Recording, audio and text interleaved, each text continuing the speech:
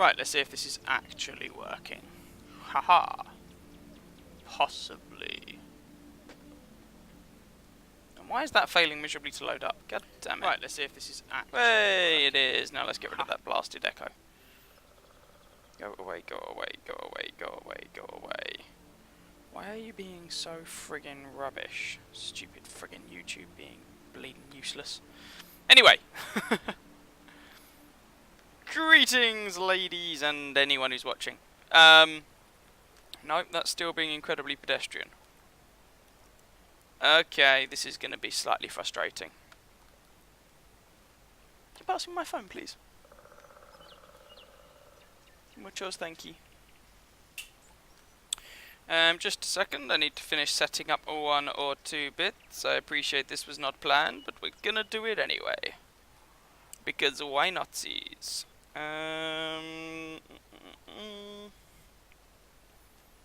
Okay, it's not. Alright, it's just my equipment being dodgy. It's not YouTube's fault. YouTube, you are forgiven. At least on this occasion. Right. Derp, derp, derp, derp, derp. Cool. Right. Let's do this. I don't need that up. Okay. Alright. So, my apologies for not really being around for about a week. Unfortunately, work called. Many things happened. Training for 3 days in London and other bits and bobs. So it was all a little bit on the messy side. And I wasn't able to do anything yesterday, as it turned out, as myself and Loki kind of did our Stendu. Yay! Combined stag and hen do on Saturday, and I wasn't sure quite how conscious any of us would be on Sunday. We were fine, as it turned out, but people were here, and yeah. So apologies for not doing a stream yesterday. Gonna do a short one now to say sorry, I guess. Let's just pop some reserves. We'll have you. Yes. Let's have a crew experience one. That'll do. And a credit one. Yeah, credits. Woohoo! There we go. Credits. Changed the interface for all this, by the way, and I'm not convinced that I like the changes, but never mind. C'est la vie. We shall see how it goes.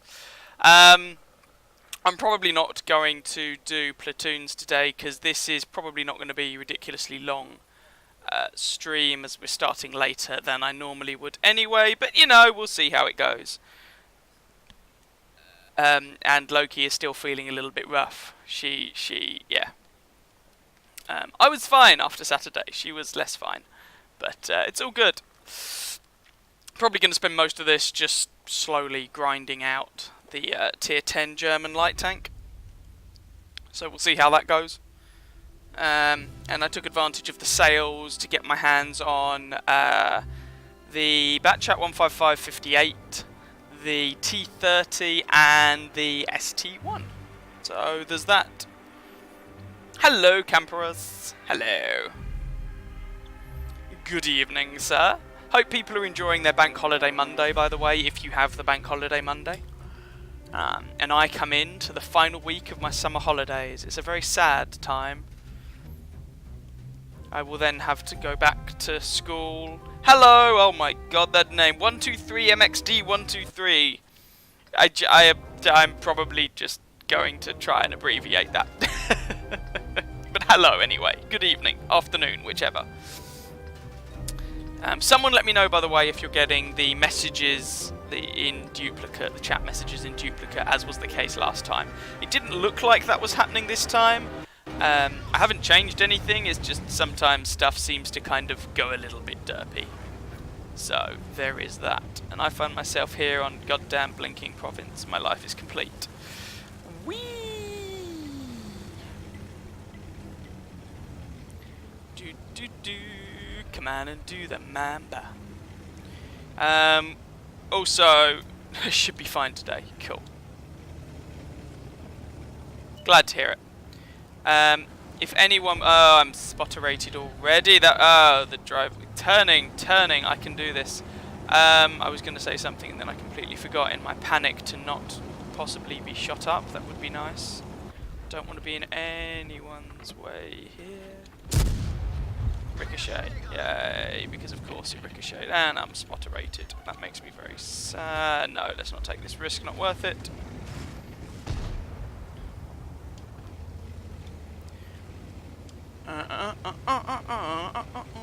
Oh yeah, if the volumes are a bit derpy, let me know and I'll fiddle with them. And let's see who I can spot. Oh, hello, it's Jagdtiger. Hello, Jagdtiger. Nah. Any artillery in this match? Yes. Jolly good. Hey! Someone gave him a good old slap in the face. I slap in your face and tell you that I love you. Ooh, ML1. Anyone else I can spot? The way this map seems to go is everyone rushes the other side, so I'm probably not going to be able to spot all that much. Don't have anything to pull the trigger at.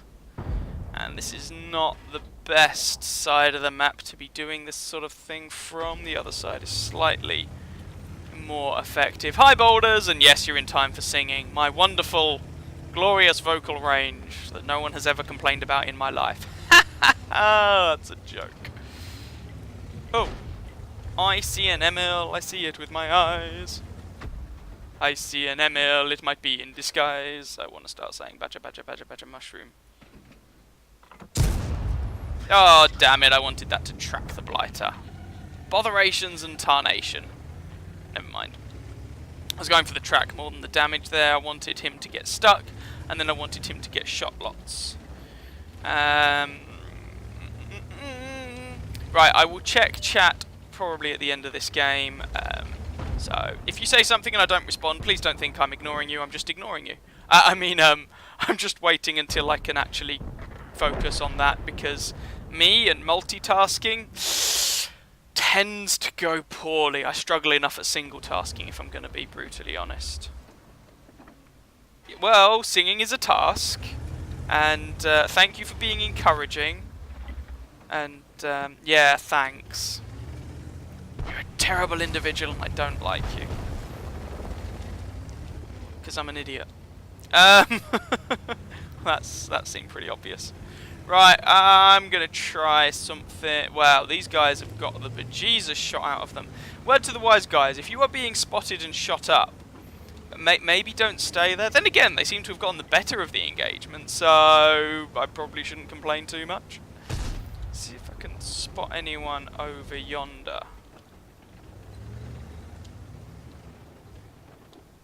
The RU-251 does, for its faults, have pretty sweet view range. I think it's 400, 410 base, which, given that they kind of gimped the view range on a lot of higher tier lights, is pretty tasty.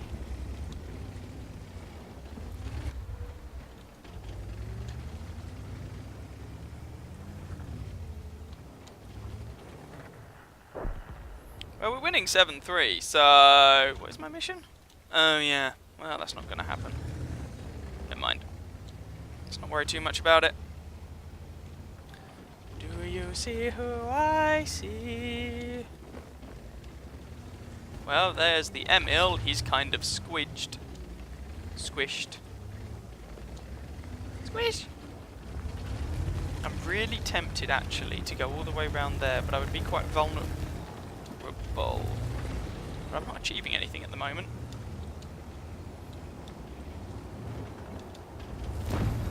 So, ho-hum.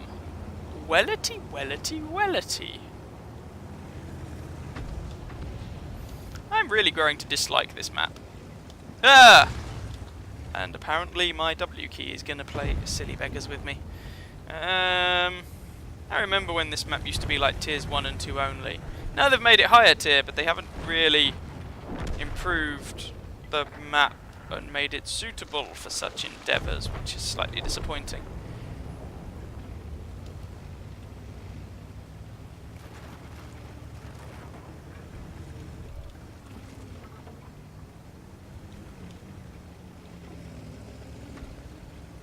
Trying to be kind of cautious because I am worried about getting shot by all of those peeps, but it's going to be difficult to avoid that.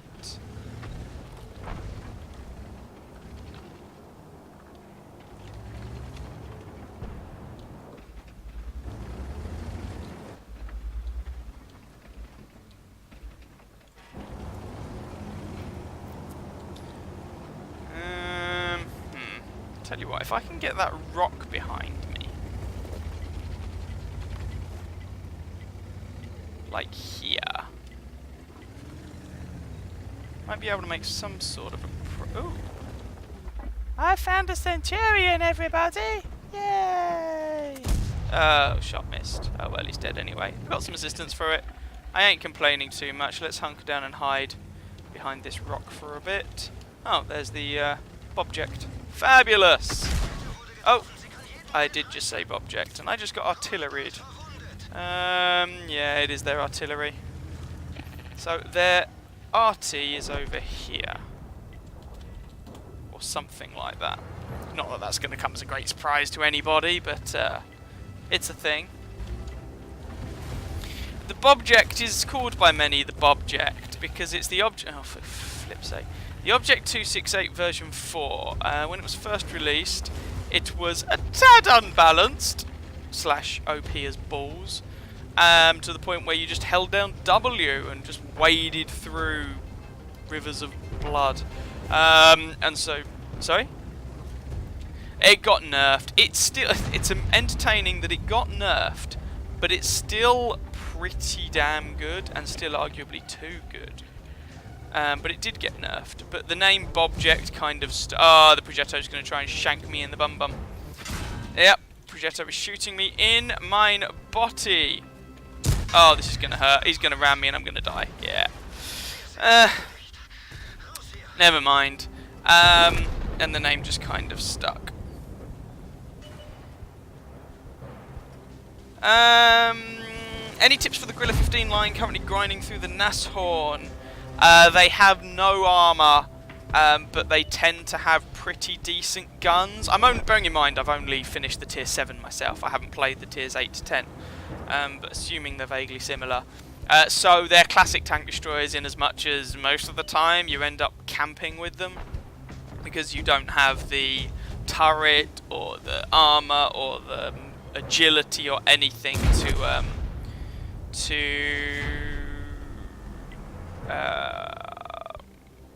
brawl, whereas the other line can be a bit more brawly. So yeah, camo is your friend. You can't find the right positions and you often die way too fast. Yeah, the current meta of the game, shall we say, tends to favour heavily armoured machines. That was a pretty underwhelming game from me. Yeah. Which the line is not. So, I mean, the game just does not favour that sort of tank at the moment. You have to be quite cautious with them. I can't really comment on the tiers 8, 9, 10 as I say too much because I haven't played them, but certainly up to tier 7. Yeah. I actually found the Nashorn alright. The tier 7, the Stuart Emil, the gun's big. 490 alpha damage is about as good as your stats get in that thing, so yeah. Oh no, the gun depression is also good. I find it a pretty painful line to go through, to be honest. Although now that I have finished the Stuart Emil, I need to take that crew and shove them in the Panzer Soufflé, the tier 5, and the Marder 4 or whatever it is. Ace those, and then I can deal with El Bosigo.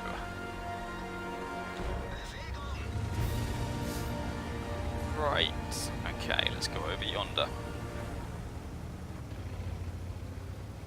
Yeah, I preferred the Nashorn to the Death Toaster. Whoa, that was a rock. Problem with the Death Toaster is you have a really narrow gun arc. Unless, actually, okay, you have a really narrow gun arc using the top gun. If you use the other two guns, you have a much wider gun arc. Just a word to the wise. But your gun depression is also terrible. So, there's that. Hello, Mr. Progetto. How are you today?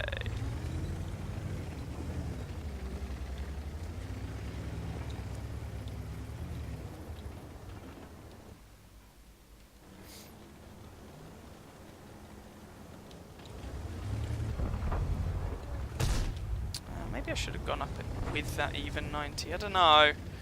That's a very aggressive position that seems to require my teammates to be something not sucky. Which, yeah, I'm not sure how comfortable. Okay, I'm not sure how comfortable I am with that idea. And our T-54 Mod 1 has kind of got himself into a really awkward middle ground.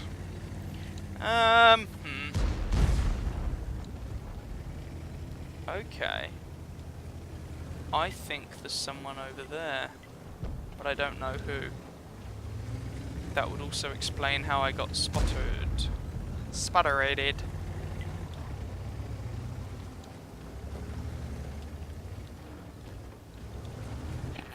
Yep. There's someone over here. Best guess, maybe the 12T. Possibly, no, the 25 TAP's up here. My money's on the bat chat, I guess. Okay, so if there is, I'll get spotted by going out here. Yep. So, I think... Ah, there he is. Called it. Trapped. God, well. There we go. I'll take the assistance. He is dead. That is absolutely fine. Okay, so he's like there.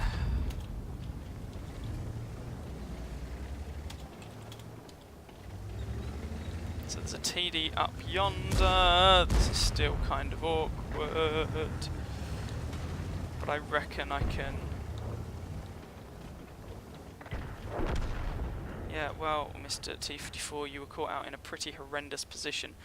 And this is kind of awkward. Now, I don't know, it feels like they have more tanks over here than we do, but I could be wrong. T-54, Progetto, WZ, Bat Chat. Well, there goes the WZ. They've still got a TD WZ over here, though, but we seem to be losing a lot of people at an alarming rate, so... Can I pick up a little bit of assistance? This is going to be pretty icky. The other flank has just collapsed, even though I feel that... Well, maybe they shouldn't. It feels like they should have the numerical advantage over there, but then I have to bear in mind we've lost so many tanks at this point, it's very hard to judge.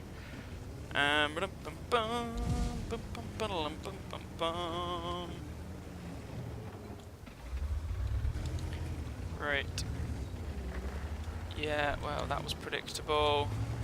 Now, that Object 263 is probably going to end up spotting some people as they, well, mosey on down into Das Base. Like that E-75 that I just failed to penetrate.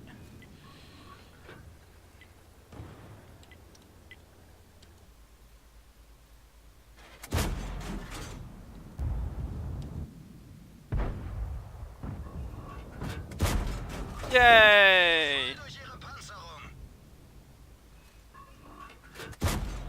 Hopefully we can try and do something about this Jagdtiger. He's low health. It'd be really nice to start removing guns from their team.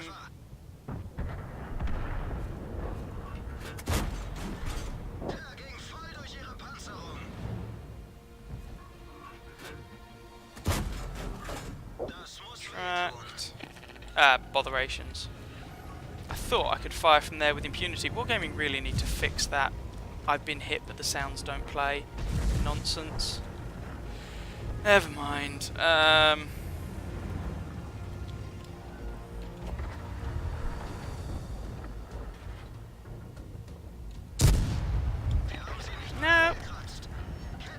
Well, this is fun, isn't it? It's alright, they'll just shoot me willy-nilly. Yeah! Hey, I bounced the thing, blimey. Oh well, there we go.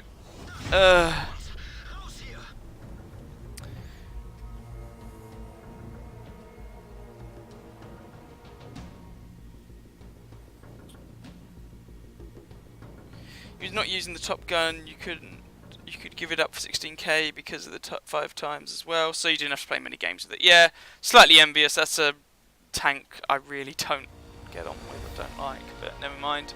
That's another underwhelming game. How much assistance did this guy get? Yeah, 1.7. How much did I get? 1.2. Yeah, the SU-101 had a really good game. He just, I guess, up in the town, went through everything he came across. Fair play to him, you know, well played. Good job. Did what we could. We're slowly getting there. The RU is not a tank I'm planning to keep, but never mind. At this point I've played far too many games in it, because I played it first before they messed around with the tech trees, and ugh. Yeah, I have a long history with the RU-251. I used to like it when it was tier 8. Then they changed it, and I just don't like it as much anymore, but never mind. At least we got a good map for it. I'm not even going to try going for the Bush of Wonders because I'm top tier and that bush never works, and that RU-251 is going to spot me out. I might spot him out, or the ELC even 90. Yeah, I'm not doing that. No thanks. I've had HWK said affirmative. Fair enough. I've had bad experiences with the Bush of Wonders lately, so let's not push it up. Let's work the central ridge line instead. Do we have artillery? Yes, we do. It's a Freggy. A Freggy? It's a Froggy. Or a French artillery piece. I ended up with halfway between the two. Right, we need to spot 8 and survive. So let's see how many we can spot from the central ridge line. Probably won't be enough, but RU-251's already spotted. Called it. There's the HWK on the enemy team. And I'm spotted already, probably by that HWK. So I can't safely go over that ridge line, which is kind of irritating.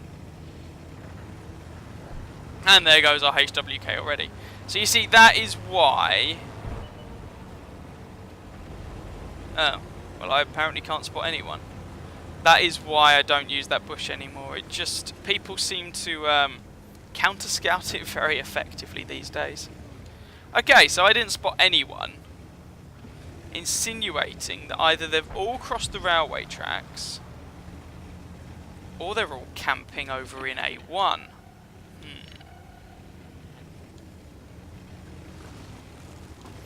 If they were all over the other side of the railway tracks, I'd be a little surprised not to spot anybody.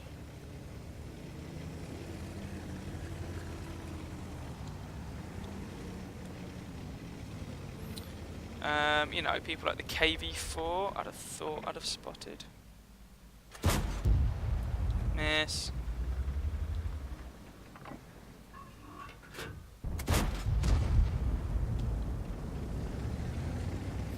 So the RU-251 is kind of, I would say, the dedicated scout of the tier 9 lights, or the most scouty of the tier 9 lights anyway.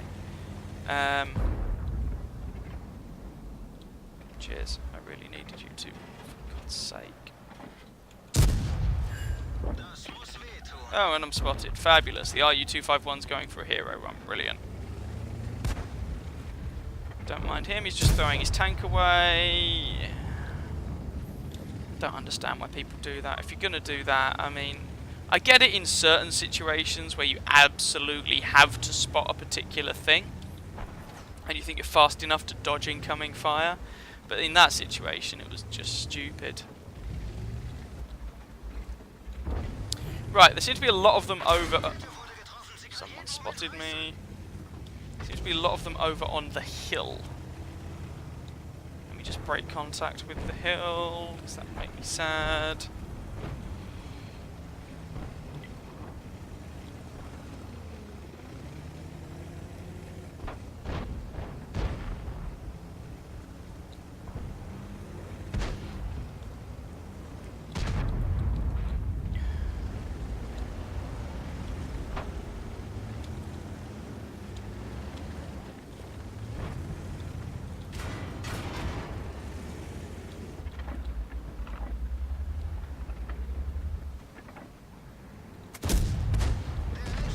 ricochet, and you're kind of seeing how this gun tends to perform as well. It's not a reliable weapon at all. You'd think with about 215 penetration and with, I'm not sure if it's technically the best, but among the best dispersions of any tier 9 light tank, you'd think it would be a pretty reliable weapon to use, but no, it is not. You would be wrong. Well, I'll take a little bit of assistance on the HWK.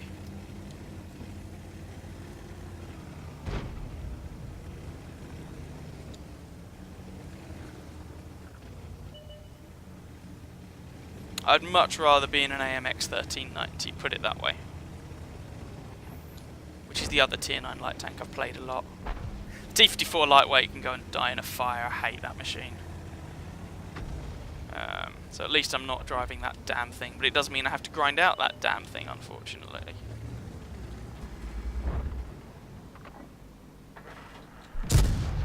Yay! I did a thing!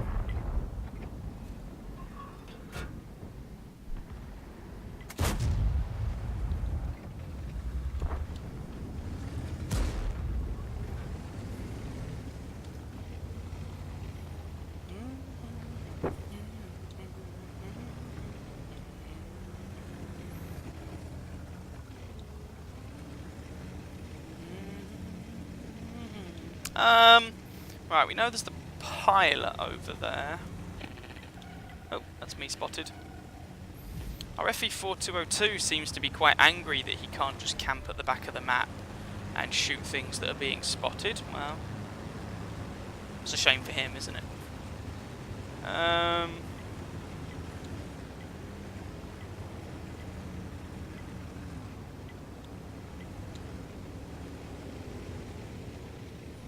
Okay. I think they're all either on the hill or camping, so it means that at the moment I'm not going to be able to spot out a huge amount. So for now, I'm going to give the spotting a little bit of a rest, as odd as that might sound, in a light tank, and see if I can pressure this object. And he's tracked. Ooh. Tiger and a Mutz. Ugh, and I hit neither.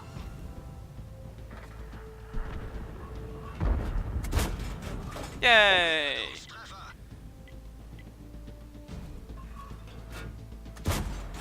And that shot just completely missed. See what I mean about this gun? It's not exactly what I would call a good gun.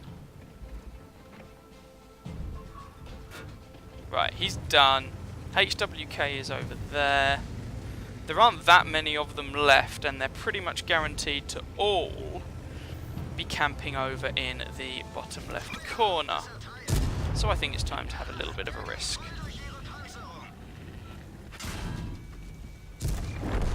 Let's take out the HWK. Yep.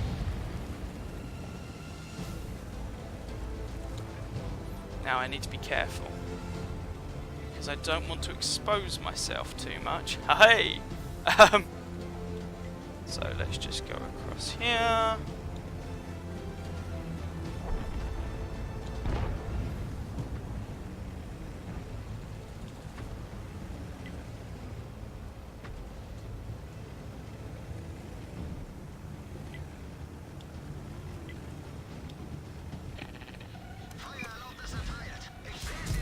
Ah, my stupid mouse and monitor have both screwed me over. There we go. Sorry, unfortunately with my monitor, because I'm using a TV, periodically it will crop up with a message saying, would you like to shut it down? Because it doesn't register the input from the PC as like a, I don't know, as a proper input or some such nonsense. So the end result is I get a message cropping up that you won't be able to see, but I will. Which means I won't really be able to see anything else, which is kind of annoying. Okay, there's no artillery down here. It's probably over in A6 or something then. Or possibly the other side of the train tracks. So that's why I was kind of struggling there. And I'm still using a dodgy mouse, so my right click has an annoying habit of going on and off and on and off. meaning I essentially can't auto-aim. Or a lot of the time I can't auto-aim. Not quite sure what you stopped for, Mr. Standard B. Ugh. Well, we won. Hurrah!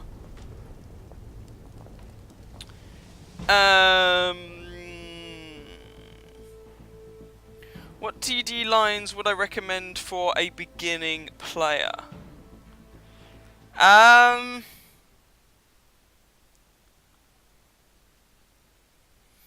You could turn off the sleep timer on your TV. Yes, I probably could. I didn't even know it would have had one, but that would probably be quite a good idea. But I'm not going to worry about it at the moment. It rarely is an issue, it's just a vague annoyance sometimes. Not.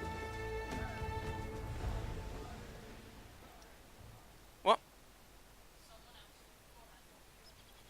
I know, I was thinking. Personally, if you're looking for tank destroyers, I would say... Let's have a look. The original German tank destroyer line, I feel overall, is still a pretty good bet. You could argue the tier 9 and 10 are a bit outdated, and the Ferdinand. But I'd say, especially at the mid tiers, the original German one it offers a bit of everything. You can snipe, you've got a little bit of armor, you've got some mobility. It's quite a nice all-round one.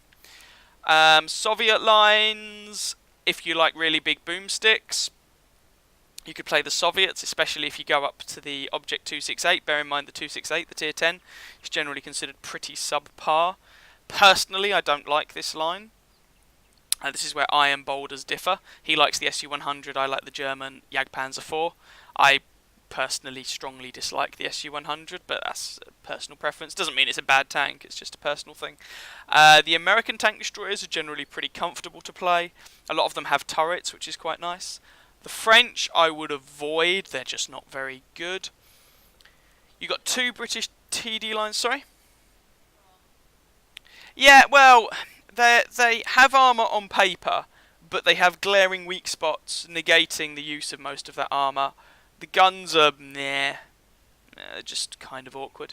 The British ones, you've got a heavily armoured line leading up to the Badger, which I struggle to offer much commentary on because when I played through it, it was before they buffed a lot of them, so difficult to say. The other line, nothing really special, to be honest. I mean, the British get the biggest guns, but yeah.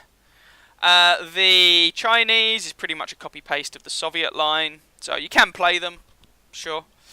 The Japanese don't have any, the Czechoslovakians don't have any. The Swedes, really, really campy, like really campy, but very good at it. Yeah, no, not Abercampy. We're talking like they sit at the back and shoot you from a long way away, and it's really difficult to dislodge them because they are quite sneaky. Hi, Chris. Hello. Doing all right, thank you. Bank holiday Monday, so you know it's all good. Slowly grinding out some light tanks and looking forward to the day when I never have to play the RU-251 again. I mean, it's not that bad. I don't really like it. What are my marks of excellence? They're up to almost 78%. Okay. We're slowly getting there. Slowly getting there.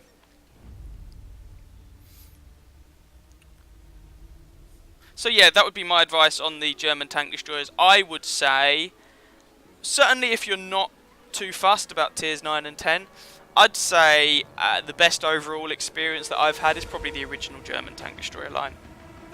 The one with the Jagdpanther and all that jazz. Just offer a really nice, well-rounded package. Or the American tank destroyer lines, both of them. They share a lot of common modules. And if you play the lines intelligently, especially if you're playing both lines at once, you can mitigate some of the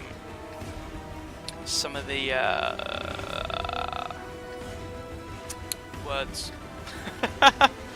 Some of the grinds, that's what I was looking for. Like at tier 8, if you do the T28 prototype grind completely from stock, it's quite painful with a 90mm gun on a really, really slow tier 8 tank. But if you play through the other line first, then you'll already unlock the 105mm gun, which whilst not fantastic, does make the grind a little more palatable. Hello, Mr. Skoda, how are you today? See if anyone can shoot you. Yay! They shot the Skoda. Woohoo!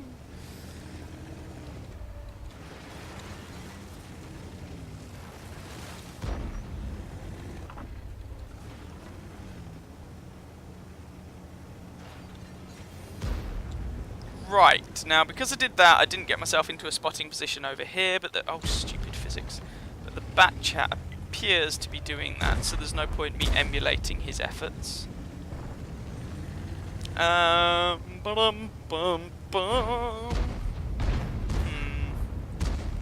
can I do here? I mean, Paris is such a fun map for a light tank, isn't it?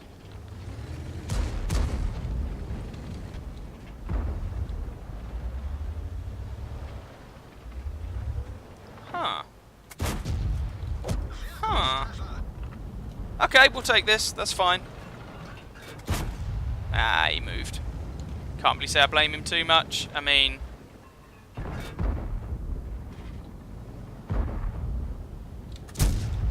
I was going for the tracking shot, but it wasn't working, and that guy's close enough that he may well be able to spot me, so let's not hang around there too much. I got a shot into a E4, so...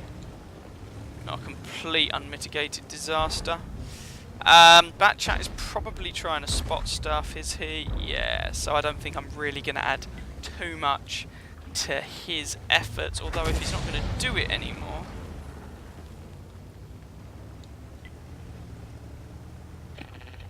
Okay, I've been spotted, so let's just hunker down behind this hill for a few seconds, try not to be spotted anymore, and hope that Batchat hasn't hideously overextended. He should be able to take out the WZ, yeah. But is he going to get taken out in response? And in that case, was it a worthwhile trade? You know, trading a tier 10 medium tank for a tier 9 light tank? Well, okay, he's not dead. He's not far off, but he's not actually dead at the moment. Is that E50 going to make a mistake? Oh, I'm picking up a little bit of assistance on the Reveille. And, okay, now the Batchat's dead. That's a bit of a shame. Well, let's continue to pick up some assistance over here. Yeah, so trading a Batchat 25T for a WZ132A? Nah, doesn't seem like a good trade to me. Ooh, yay, I'll take some more tasty assistance. I'm not here, I am a figment of your collective imaginations. I'm driving a German tank, so I really shouldn't be doing a pseudo-French accent, but never mind. Right. Stupid gun. Okay, let's just go for it and see if we're going to be able to do something about this E50. Oh, that's not destructible. I did not know that. That is good to know. Definitely worth knowing. Okay. Appears that we have lost the town, which is a little... My God, that's not destructible either. All right. Which is a little unfortunate, but... Well, let's see what we can do. There's the E50. If someone could kindly shoot this fellow, that would be awesome.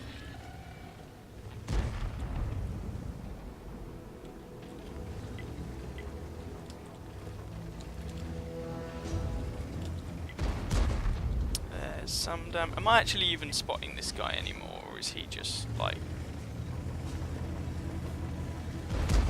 If he's distracted, actually. See what I mean about my auto-aim? Ugh, ugh! Oh, who do I want? Let's have my driver. I lost half my crew there, Jesus Christ. Oh, 2 artillery shells at once, just what everybody wants. Well, the Conqueror's fired, so let's shank this FV.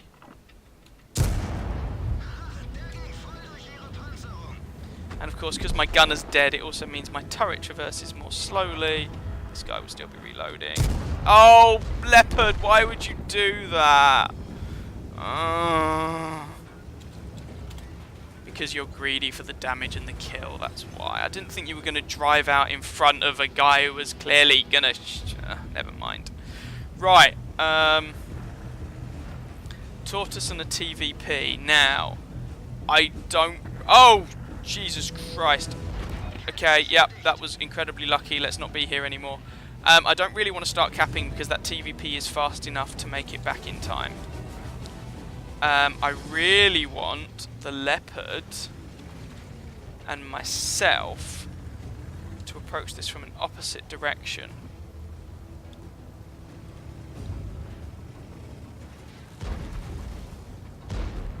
Which way is he looking? He's looking the Leopard's way.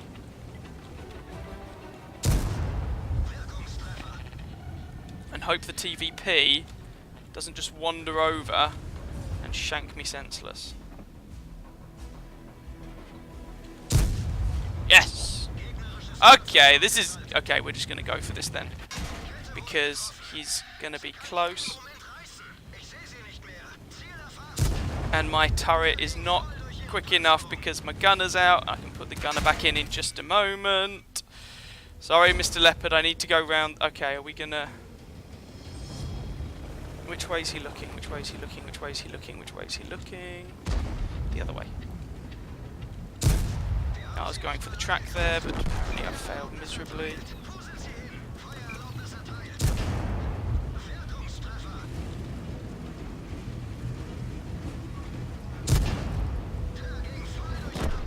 There we go. And victory! Hurrah!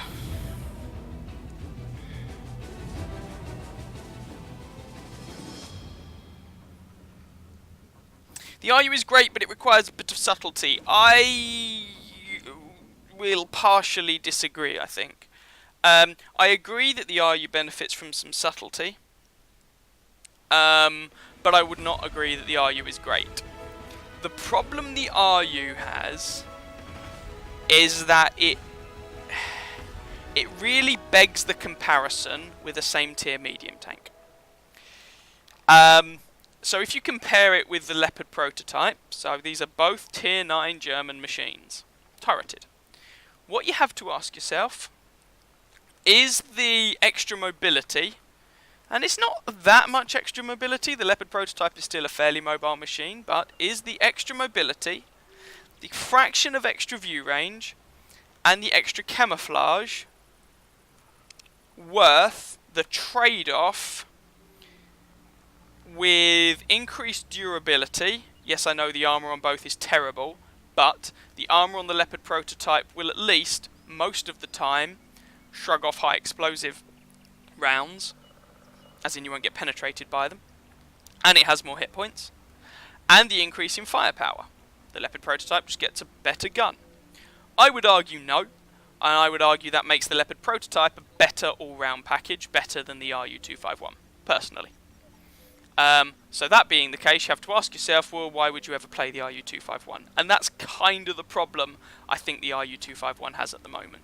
There's not really any reason to play it compared to a tier 9 medium tank, and that's a problem that a lot of the higher tier light tanks have. I agree with Baldrick. As a beginner, I would focus, on the mid tiers, tiers 5 to 7, and for those tiers, I would definitely advise either the original German tank destroyer line, so the tiers 5 to 7 are then the Stug 3G, the Jagdpanzer 4, and the Jagdpanther, or the American lines, and your mid tiers then are either the Wolverine tier 5 or the T67, the Jackson or the Hellcat, the T25AT or the T25/2. Overall, because I think most people find the T25/2 to be quite painful, and because grinding up this line helps with the grind on the subsequent line, I'd recommend T40, Wolverine, Jackson, T25AT, T28, T95, T110E3. So I'd recommend those two tank destroyer lines. Do you get to choose what server you play on? Technically yes, in as much as... Well, yes and no. If you download the client from the European website, for example, it will connect to the European servers. If you download the client from the Southeast Asian servers, Southeast Asian website, it will connect to the Southeast Asian servers. If you download the client from the Russian website, it will connect to the Russian servers, and so on. You do not get true freedom between servers, and you can't... Wargaming are not willing to switch your account from one server to another. So... I mean, if you're like me, for example, if you're playing in Europe, I live in the UK, then playing on the European servers makes the most sense, because that's where I get the best ping. If I were to try and download the, for example, American client, connect to the American servers, I'd get much higher ping. So, yeah. Not a problem. Pleasure to lend a hand. What line do you think is the easiest and fastest to grind, because you're going to start playing on PC soon but you won't have much time? All of the lines are roughly comparable in terms of experience, I believe. I believe the game is designed for that to be the case. I think, if memory serves, I think I remember someone writing that the IS-4 line was actually a little on the cheap side. The problem with the IS-7 and Object 277 lines and Object 705 is that you end up generally going through the KV-1S, which is a sidestep, so that wastes a little bit of time and XP. But I think the IS-4 line is supposed to be relatively quick. I also responded to your comment on Rahil on YouTube. You were asking about Soviet medium tank lines. I would recommend going through the T-43 because it opens up 3 tier 10s to you. You get the T-62A, the Object 140, and the Object 430U. And also, these are the conventional Soviet tier 10 medium tanks. The other line, the A-43, A-44, Object 416, etc. This is a more specialised line with the rear-mounted turrets. Also, what do you think is the best low-tier premium you can buy, like around about tier 4? Depends what you want. Some noteworthy lower tier premiums. Hetzer is pretty infamous for being quite powerful, and it is. Strap the 105mm howitzer on it and have fun. Has just enough frontal armour to be effective.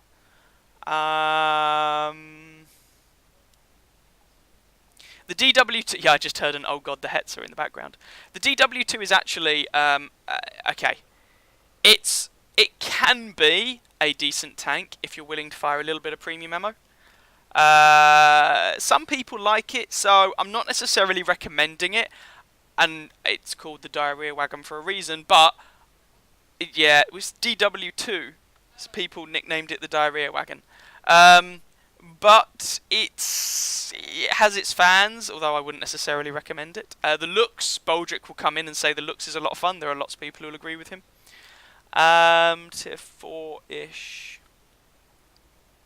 I mean, any of the tier 4 tank destroyers can be very powerful. If you want to go to tier 5, the T-67, the American T-67, has a reputation for being a SEAL clubber's dream. Some people really like the Chaffee, that's also tier 5. And people tend to like the tier 5 mediums as well, especially with a howitzer on. The Matilda has generally been a pretty good tank, although now it's lost a little bit of its shine, especially as it gets bottom tier quite a lot. But it's one of the most heavily armoured tanks at its tier, with a good gun as well. It's just the mobility that sucks. The Electo is a nice little tier 4 tank destroyer. Chinese, not really, although I did have fun in the M5A1 Stuart. Japanese, again, not really. Czechoslovakian. The tier 3, the LTVZ38, has a fun little autoloader. In fact, so does the... Alright, so tier 3, Brits have got a couple that are noteworthy. The Cruiser 2 plays a bit like a tier 3 KV2. It's big old derp gun at tier 3. It's quite fun. And the Cruiser 4 has a little Bofors pom-pom thing, which is quite good fun. And actually, the Grant and M3 Lee, whilst they're quite painful for beginners, when you get the hang of them, they can actually be quite powerful. Can't really comment on the Swedish and Italian tanks because I haven't played them, as you can see. Glad you enjoyed your food boulders. Glad you enjoyed it.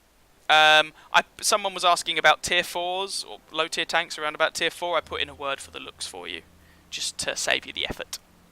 Alright, let's try this again. Whee! Bit more RU-251. If I were... Sorry, I was talking about earlier on what the RU-251 is like. I personally feel... bearing in mind I haven't played all the tier 9 light tanks, but I prefer the AMX 1390. It has more of a niche, it actually has a role. The RU-251, I say it's the scouty one because it has the best view range.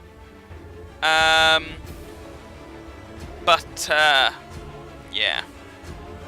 Also, Rahil, what Boulder said. Yeah. But the AMX 1390, that little 4-round auto load is actually quite nice, and it gets better camo than this thing. The French light tanks are quite sneaky, so they're worth bearing in mind. I actually find the French light tanks to be quite fun, as a general rule of thumb. The biggest problem with, let's say, for example, the AMX 1375 is the existence of the T71, whatever initials they give it now.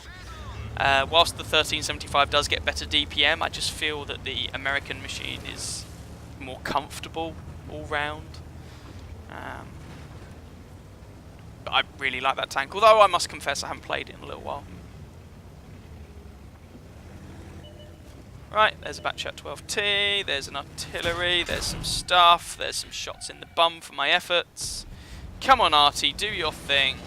You probably haven't even loaded by now. No, why would you sit on that, mate? Never mind. Was that worth it? Was it worth the damage for, what, sort of a bit of assistance? I don't know. Yeah, it's done. Okay. So let's not do too much more spotting for now.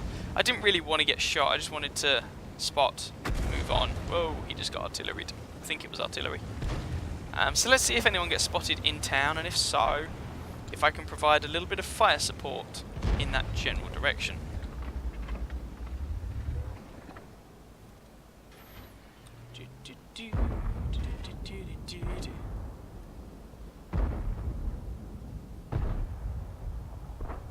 Okay, we nailed their Revelarice.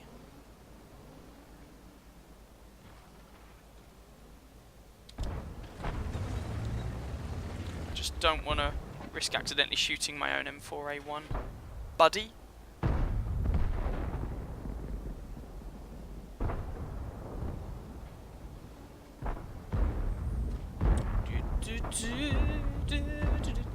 Okay, that's alright. So if this is the way this game is going, then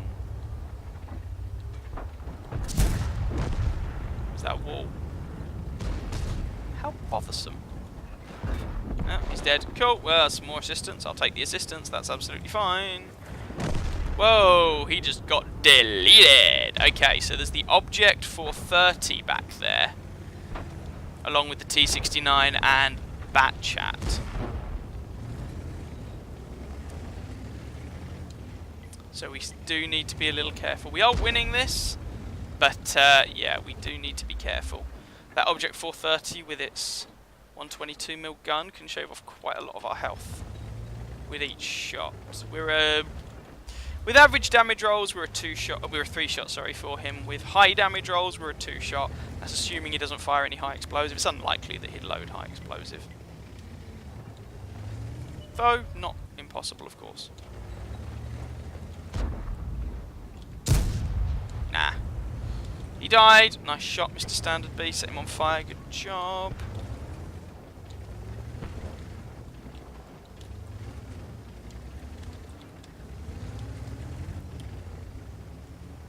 Whoa, okay.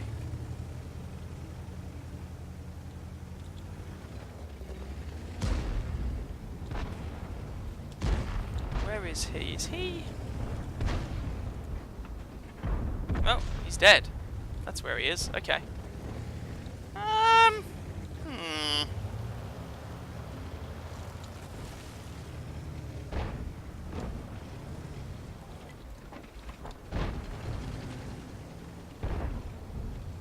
Careful of the object. We've got a little bit of assistance on the Batchat. That's nice. Oh, he's dead. Never mind. Oakley dokily. Don't really want to get shot by the 430. Like I said, that would sting. Oh, I am spotter-rated. Okay. There's the 430. There we go. And armor not penetrated. Fabulous. No, because they've... Okay, no they haven't. Oh, the Udas is down. Can you guys just... Oh, you don't have much health between you. I can take a shot from this object. Right. Stupid frigging notifications.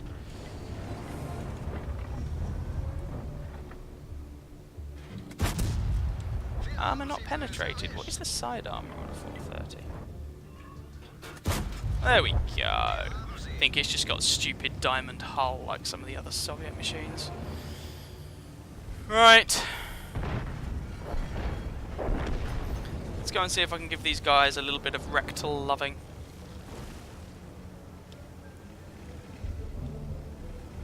$50 TP. I'm not penetrated. Oh, he's looking this way. Nope. Oh, this is annoying. Oh, he's fired. Oh, he's dead. Well, that was underwhelming.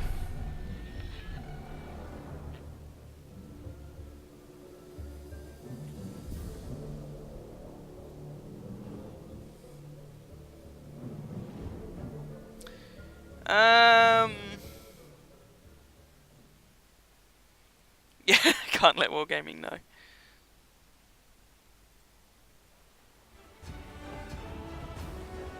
What do you think is the best? Oh, best low tier premium. Sorry, I misread. My apologies.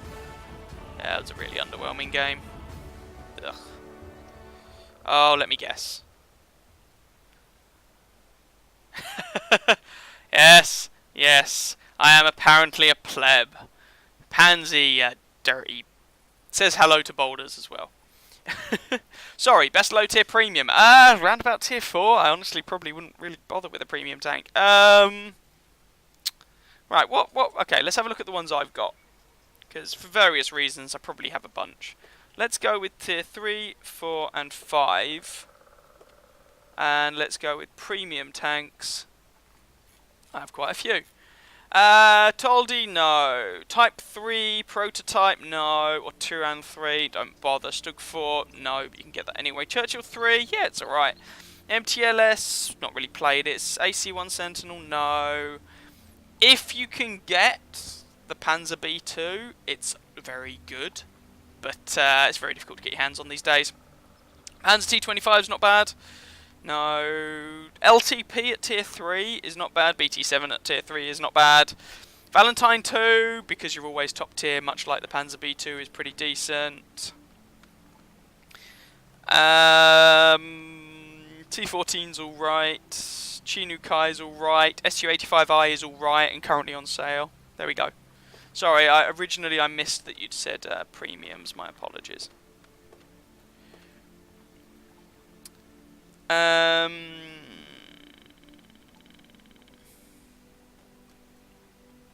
If you like the IS, Rahil, then if you're looking for premiums, if you like the IS, there's the IS-2, which is basically an IS but a premium. What else is there? The IS-6 is due to get a bit of a buff. I wouldn't necessarily buy it at the moment, just worth pointing out. KV-122 is supposed to be quite similar, but I don't have it. SU-122-44 again has a big gun, but I'll be looking for around about tier 4. Yeah, for money makers, you really want a higher tier premium. And yes, boulders, that's, yep. Yep. I completely agree. Hello, Bibong. Watching from the Philippines. Hello!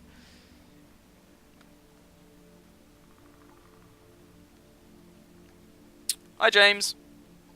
Matilda Black Prince is consistent. That's a word you could definitely use. I'm not sure it's the word I would use.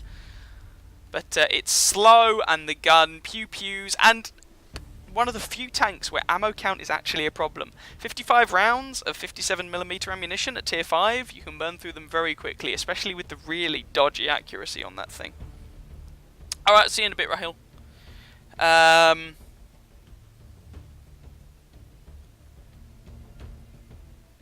go international. Hurrah! International morale. Yay! I get quite a lot of people watch from the States, actually, which surprises me, because I'm under the impression that this game, which, let's be honest, I know I do other things, but this is the largest part of my channel. This game is not as popular in the States as it is in Russia and Europe, so... But hey, yeah. I'll check some more chat in a minute after this game. Ooh, we're top tier. Ooh, we're on Sand River. I tend to have quite good games on Sand River in this tank. Now watch me completely flub out and do terribly. I know it's coming. I know how this works. You don't have to tell me. Yeah. Right, let's see what we can do. The Germans have now actually become my most played nation, which seems a bit weird. I seem to have played quite a lot of them lately. At one point it was the Brits, then it was the Soviets, and now it's the Germans. Go figure. And my most played tier has gone from 6 to now I think it's tier 8, strictly speaking. Although tier 9 is starting to catch up. Whee! Playing quite a few tier 9s to unlock the tier 10s, and they're long old grinds. Oh, even 90. Oh no, we've got a similar idea, have we? Well, poo to you. I didn't actually mean to go over the edge, that was a misjudgment on my part. Took it round from the HWK, which I didn't need to, which is a bit of a shame. And is anyone in a position to do anything about him? Probably not. Nah. Really don't want to get nailed by artillery, but I did get a little bit of assistance on the T-29. Yeah, sod off Arty, I know there are 3 of you. So, let's not complain too much about it. Right, M46 pattern. And I think it's time for me to be somewhere else because I'm not really achieving a huge amount here at the moment. So let's relocate. Or let's push. And given that this tank is not very good at pushing, I choose to relocate. I didn't take that shot because I really didn't want to hit my M46 buddy over there. I thought that... Whoa! Dude, what are you doing? I know you want to shoot the HWK, but come on, mate. Don't just stop in front of a light tank. That's not helpful. Right, let's see what we can do. Let's go over here.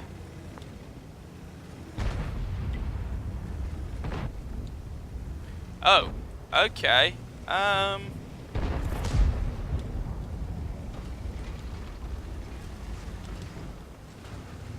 There we go.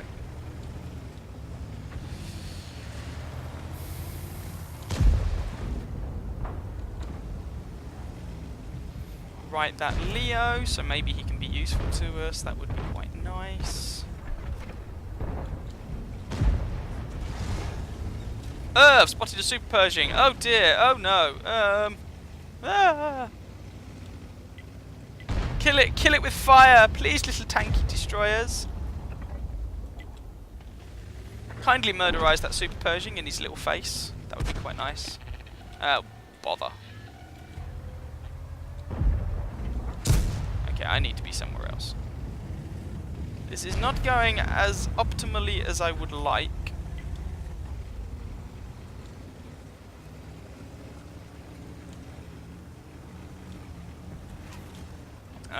See, they need to fix the sound problem when you get shot. It's really annoying. This is going to be such an underwhelming game. Apparently I'm going to do nothing. Except get spotted and shot at.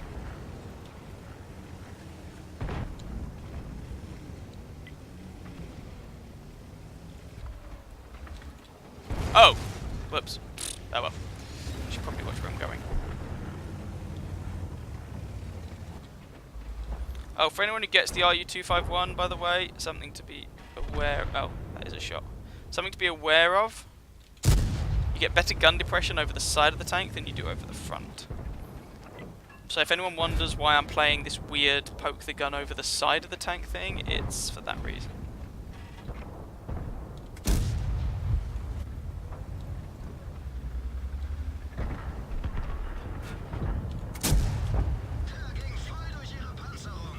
Okay, this is getting interesting.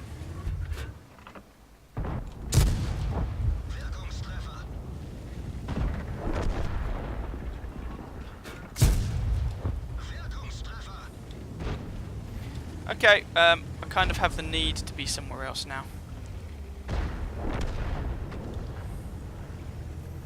So let's be somewhere else.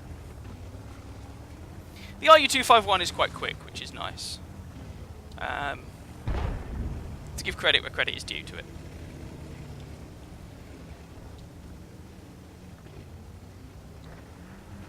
There goes our M12. Ooh, someone's bought the Eagle 7.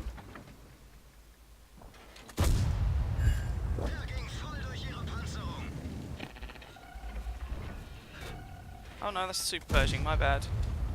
That same Super Pershing from earlier on, presumably. Missed. Cheers, Wargaming. Thanks for screwing over the light tanks at higher tiers. That's exactly what this game needed. Alright.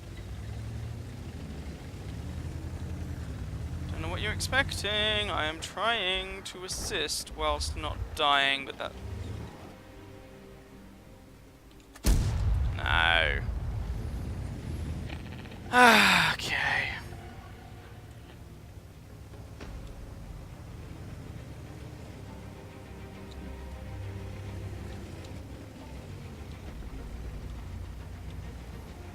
Right, we have to be careful of that Scorpion G. Yes, I know, you're in our base.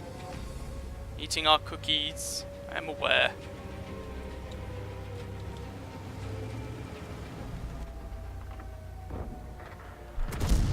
Armor not penetrated. You see that so much with this gun. Shot into the side, you think it's a pretty decent shot. You think you got a good chance of doing some damage. And everything will be fine. Boing, boing, boing.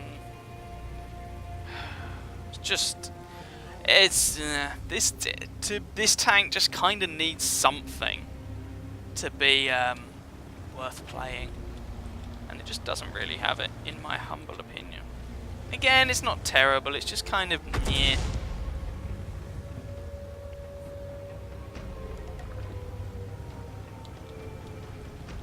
Oh, okay. This is a problem. Oh, I'm dead.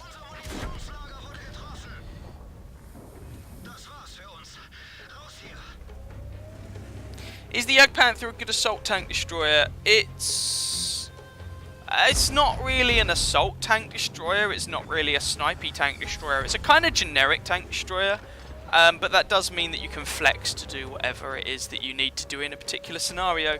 The armor's good enough to bounce things here or there. The gun aims pretty nicely. It's just a really nice, well-rounded TD.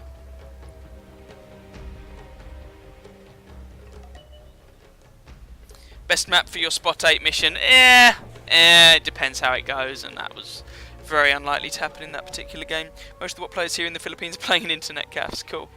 Turn on encounter. Oh, I have all the game modes turned on, apart from Grand Battles. Rush the middle dune at the beginning, spot the entire team. Yeah, I know, but, well, when it works, yeah.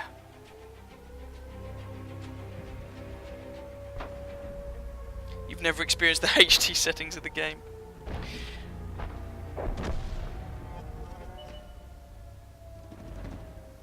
I agree with Baldric. I would agree entirely. Yeah, I mean, this is going to work so well, isn't it? These guys are just not bothering with our base, which means our base is going to fall. Someone is attempting to cap, so, yeah. What TDs can be used for flanking? Anything with a bit of mobility. You want flanking TDs?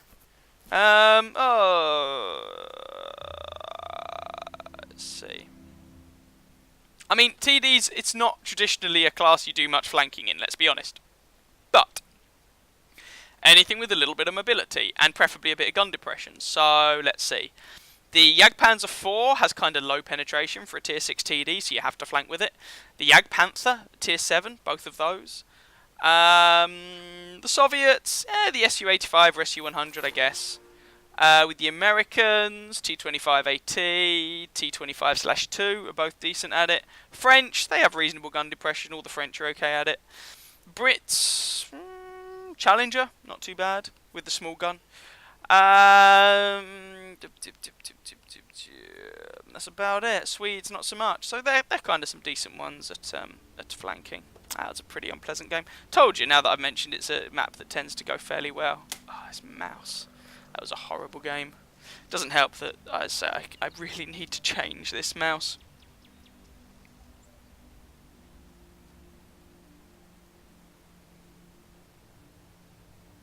SUs, yeah, the problem with the SUs is that I find, generally speaking, either they're packing a big derp gun or their penetration is good enough that whilst you could flank, you don't really need to, and they don't really have the gun depression for it. So I would say, like I said, I pointed out some tanks. I think, yeah, some SUs, but I would say mainly the couple of the Brits, couple of the Americans, couple of the Germans, and the French. Certainly at tiers 7 and above, the French, anyway. By all means play low settings, Bibong, but I would say that with the settings that Baldric mentioned, you do actually want to turn up as much as you can get away with. Gun depression is nice, but not necessity for flanking.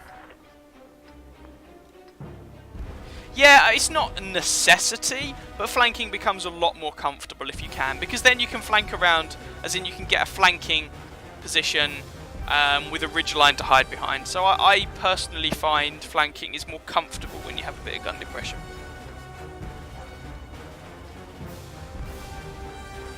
But mainly you're looking at mobility, which a number of machines have.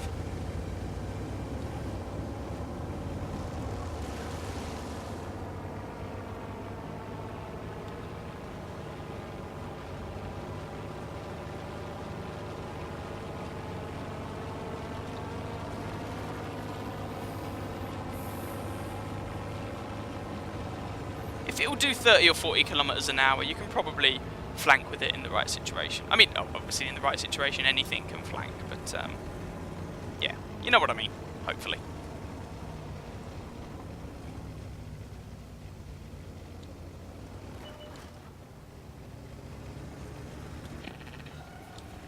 Let's not get shot by the FV.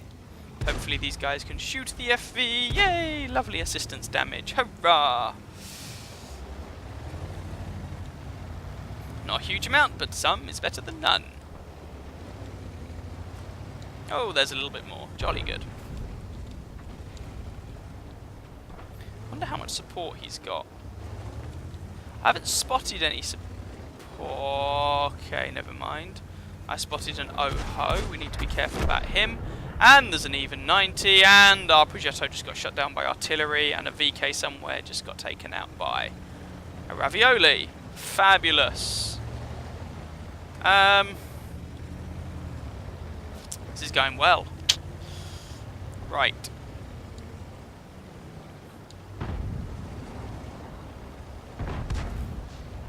The even 90 is another one of those tanks that on paper I didn't think it would be very good, but it actually appears to be better than I gave it credit for. It's a bit like the E25. I thought the penetration would be really limiting, but it's not. E25 is another great flanker, by the way. Not sure if there's a shot through there, apparently not. I am, however, spotted because, you know, even 90, and there we go. I'll just get in his way and he's dead. Cool. I mean, I know this is a light tank and it's not therefore the best armoured or the heaviest machine in the world, but it's heavier than an even 90. And our other flank is just dying. So, what can we do about it? Depends what that pilot and prototype decide to try and do. I'm wondering if I can just push down this flank, because they do seem to be quite heavy on the other flank.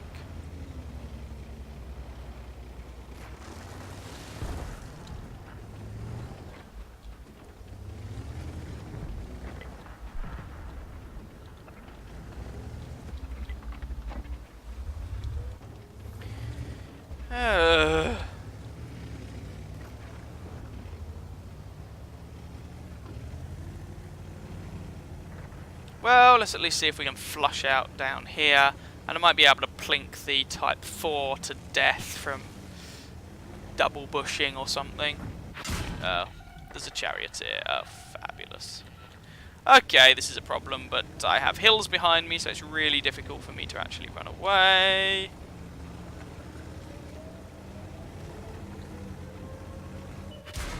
Oh, great. Fabulous! Absolutely fabulous.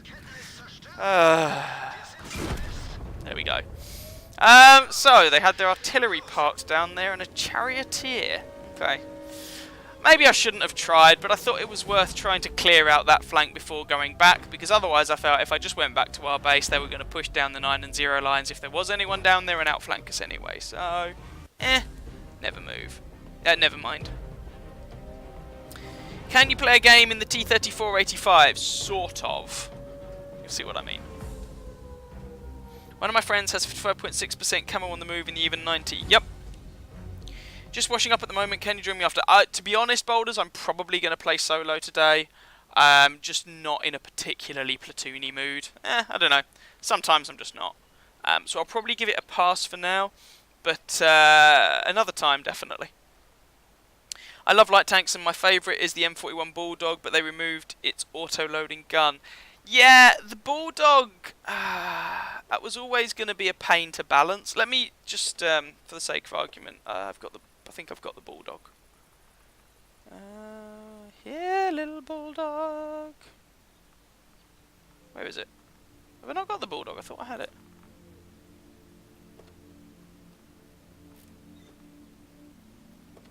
Or is it tier... Oh, no, there we go.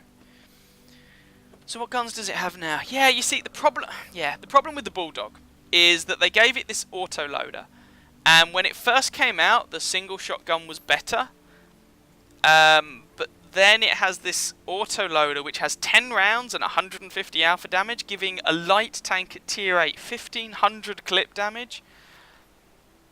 And I think that was always going to be really difficult to balance, and I think it went from really good to really underwhelming quite quickly. That I think Wargaming really struggled to balance that gun, hence its removal. So, whilst I understand what you mean, I'm kind of glad to see the gun gone, if I'm going to be honest. So, I don't actually have the T-34-85. I don't really like the tank, I know, heresy. But I do have the T-34-85M, which is a premium. I think I got it from a mission, if memory serves. So I'll play that for you.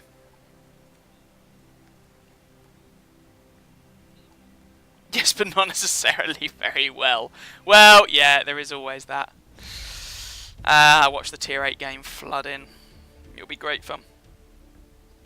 Yeah, I really am not a fan of the T-34-85. It just... The Cromwell, I mean, the Cromwell was my tier 6 medium tank of choice. Even though the soft stats on the gun are terrible. But I preferred that. And then if I was going to choose a Soviet tier 6 medium tank, I'd rather play the A43. That's just my preference. No worries, Eric. Not a problem. There's a lot of good tier 6 medium tanks, and it just comes down to preference. Some people like having that extra little bit of alpha damage, which I think is the T-34-85's niche. I was like, yeah, I prefer a lot of the others. I like the Easy 8 as well. I was not a fan of the T-34-85M. Have a review of it on my channel. Yeah, it's one of those games where I actually included an Ace Tanker game in the review, which I don't usually do. But it meant that I didn't have to play the tank anymore. So, yeah, it was all good. Right, let's see what we can do. Can't remember what crew is in here. It's whatever crew defaulted to being in here, like T-44 or something. Okay, so what we're going to try and do, I'm a little fish in a big pond, and I'm on a map that doesn't really value little fish in big ponds. So I'm going to try and see if I can get some flanking shots in on people. So I'm going to push my way up here and see if I can get flanking shots on people. Now, I have not in detail looked at the minute differences between the T-34-85 and the 34-85M. There are some armour differences. I know the T-34-85M gets better hull armour, and there might be some gun differences. I know this tank used to be very underwhelming. The M variant, that is. This is a tier 6 premium. Then Wargaming made some changes. Times are changing. changes. And then it seemed to become really good, from what people said anyway. I personally find the supposedly really good armor most of the time doesn't really do anything, but again, that's probably because most of the time you're in tier 8 matches, which I imagine doesn't help.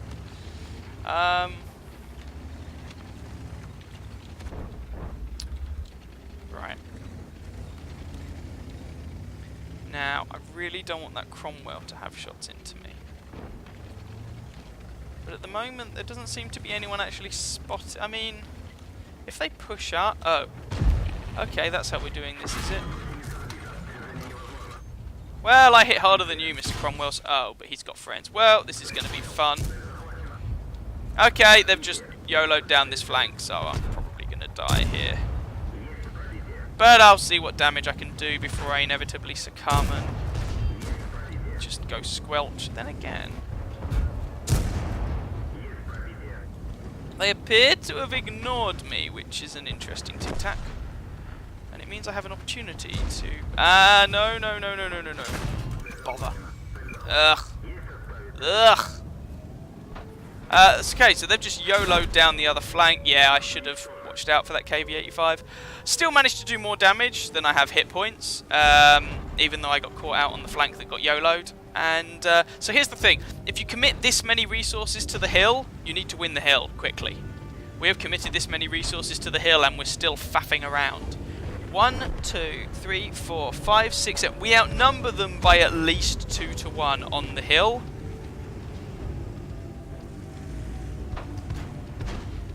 But that means nothing. All that means, if you're not going to push the hill, is that you're outnumbered 2 to 1 in the rest of the map. So, yeah.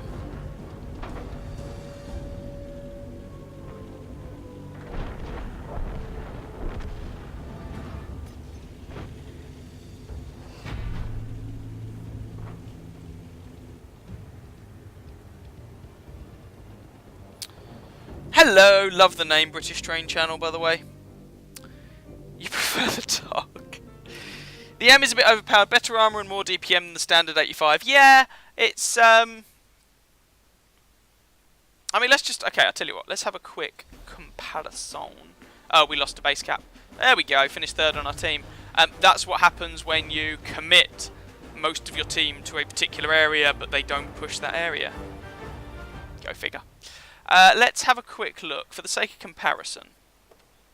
So I know the T-3485M, I'm pretty sure it gets better armour, but let's just have a quick look and compare it with the regular T-3485, just to see exactly what the differences are. Tier 6. Okay. So configure, we top configuration, but let's not bother with any like skills and whatnot, just a flat 100% crew. And let's also configure the 85M, let's get rid of that. Get rid of that, get rid of that, make it a fair comparison, top configuration and just a flat 100% crew. Okay, so what do we got? They have the same gun. The 85M gets a better rate of fire. And a better gun elevation. And a better aiming time.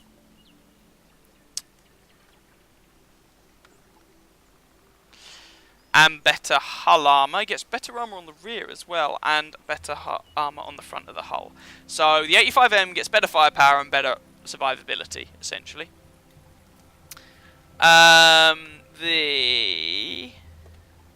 What about the mobility? So the 85M is also a lighter tank, despite having the thicker armour. That seems a bit odd, but okay.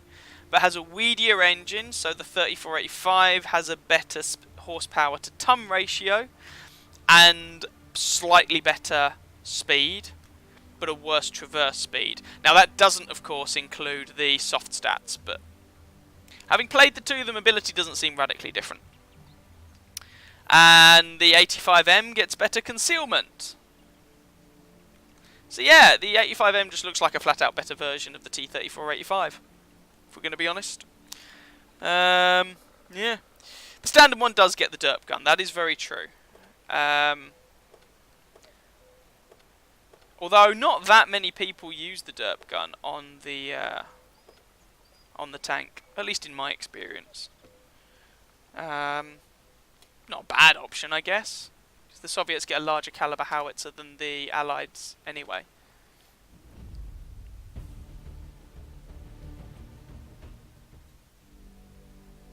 But I mean, you saw in that game how much use of the armor is most of the time.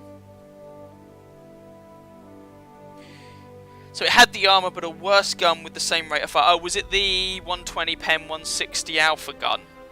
Which is the same gun you get on the Type 58. Perfectly workable gun.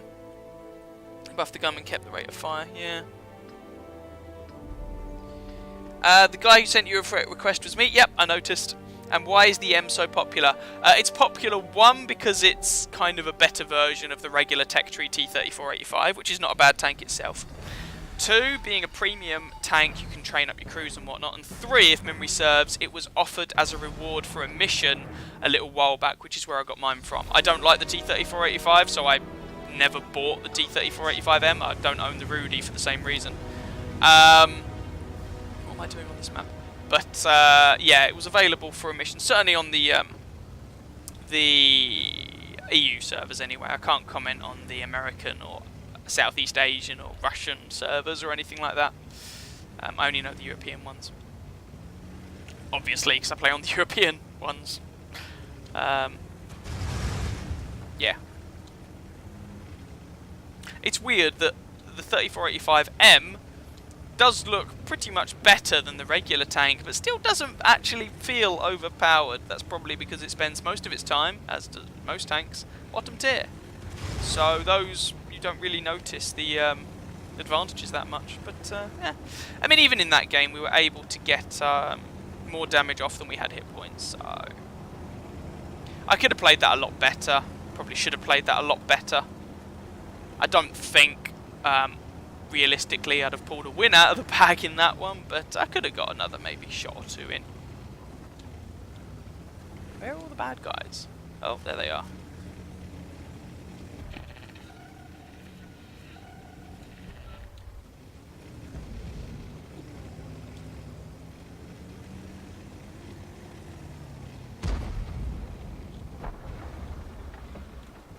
Okay, no, let's not get into that fight.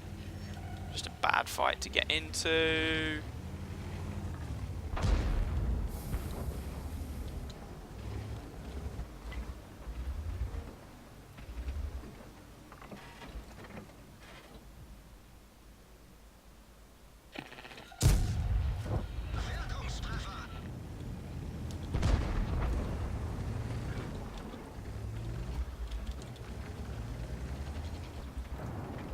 The other nice thing about the RU-251, I guess, it's quite a niche thing, is that you get pretty decent high explosive rounds with a relatively high penetration. So, but they're still HE rounds, so they're still kind of unreliable. So most of the time, you still don't want to be using them. Really? Track damage? Seriously? There we go. Finally pick up the kill on the guy. Right.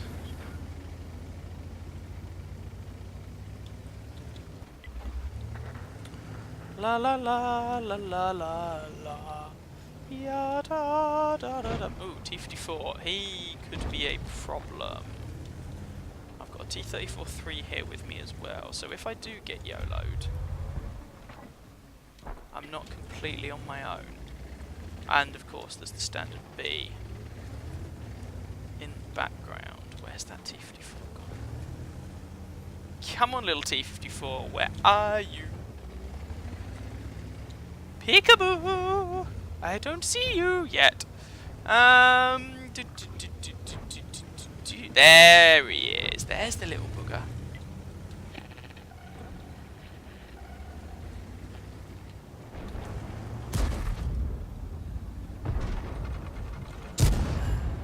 Going for that track to try and keep him there.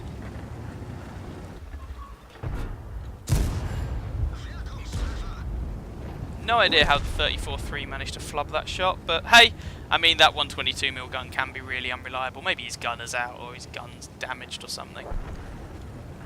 Dum dum dum dum dum dum dum dum dum dum.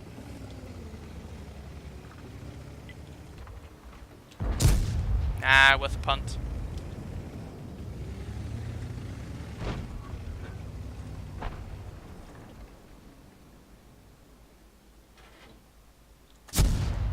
Missed.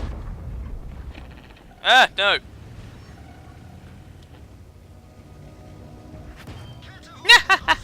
Light tank armor OP.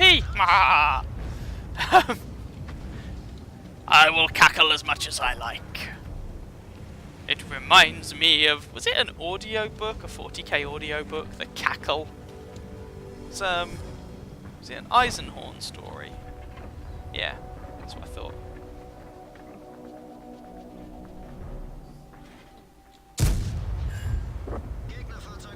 No, I know it's not what you think. Headshot! Right, can I get some more damage in on either of these fellas before the game ends? Probably not, but let's give it a go anyway. Whee! And up the ridge we go.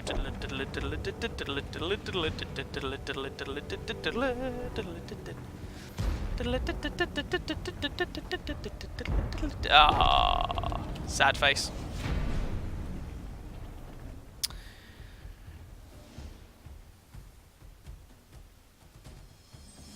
You like derping using a T49? Last time I did a stream, I was platooned up with Baldric. He was playing his T49 on Himmelsdorf, and there was it was beautiful. It was beautiful. Yeah, that's where a lot of them seem to come from. Like I say, the event. So hence there are gazillions of them around. It's also not that expensive. Yep, good point, Baldric. And yeah, you got there before me.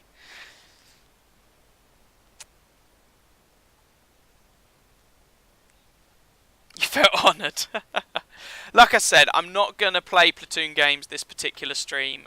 Just not really in the mood. But I will happily play the TOG, as you have mentioned it. Catch me in another stream though, and I'll happily tune up with you. And we'll make them fear the majesty, the glorious majesty that is HMS Princess. She's a special, special princess, and she comes for your soul.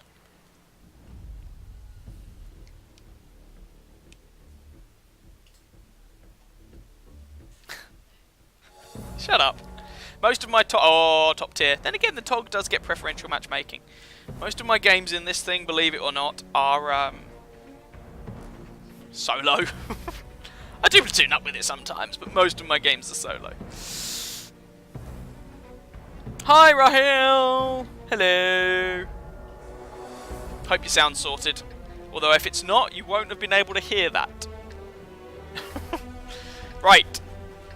For great justice, we are matched up against a T-34-85M on the enemy team. Hurrah! Well, we're not strictly matched up against per se, but you get the idea. They don't have a top tier heavy tank. Right. Let's do this. This is a tank you don't see that much anymore. Wargaming removed it from the gift shop, which was such a sad thing to do. I mean, TOG tank is best tank. And before anyone starts saying how stupid this thing looks, yes, it exists. There's one at Bovington.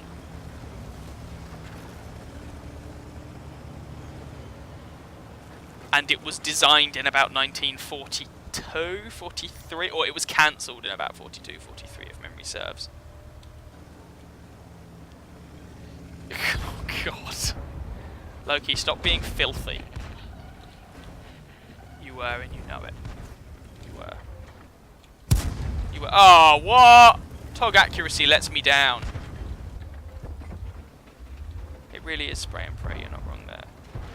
Oh, and now there are buildings in the way. Screw it. You want to go for artillery? Go for artillery. I've stopped caring. Otherwise, it will take me far too long to get anywhere and achieve anything. So, for great justice and Her Majesty and all that rot.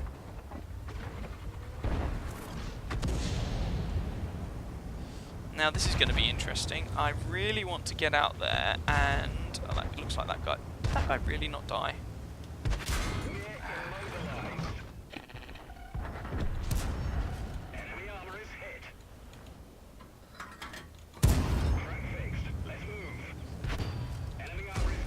Badoing! Badoing! You really want to get into a DPM race with the Tog, mate? Seriously? You any idea how much of a terrible idea this is? Even your little Excelsior friend is not going to help you. Well, he might help, but he won't help as much as you need him to. You are dead. And now it's time to do the same to your little friend. Oh, what?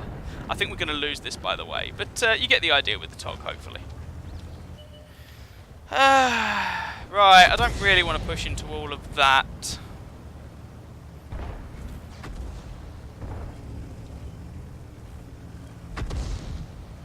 Someone killed... Oh, Jesus Christ. This is going to sting.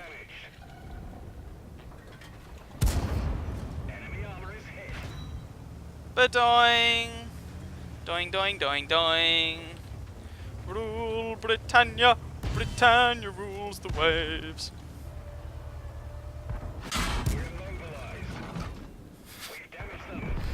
Oh, Jesus Christ.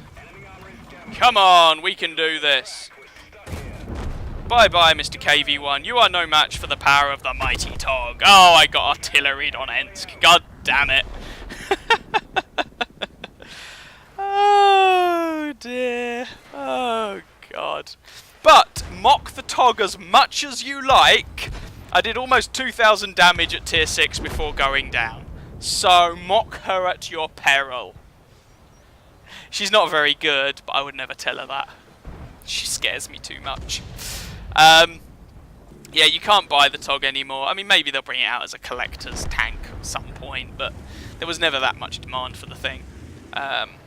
And I think the demand, what demand there was probably inflated by the likes of Jingles. But, yeah. It's too slow and has too poor armour to really be a good tank. The gun is rather tasty, though.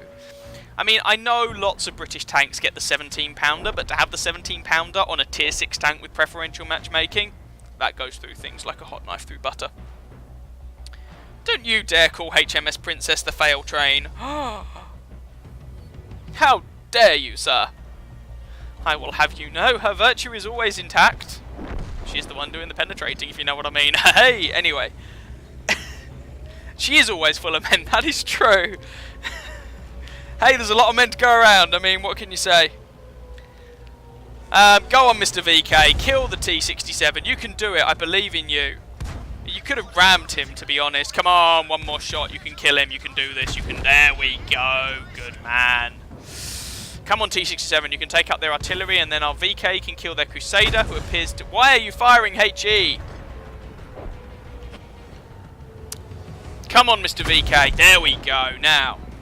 That's it. You can go and you can deal with the cap. They've got a 3485M. Don't give them your side. Just... Hello? Sorry, my cat just woke up. Hello? You can do this. Oh, he's dead. Excellent. That just leaves 2 artillery. Come on, Mr. 12T. I believe in you. There's one shot. Don't get nuked by that M44, please. Come on, one more. Oh, beautiful.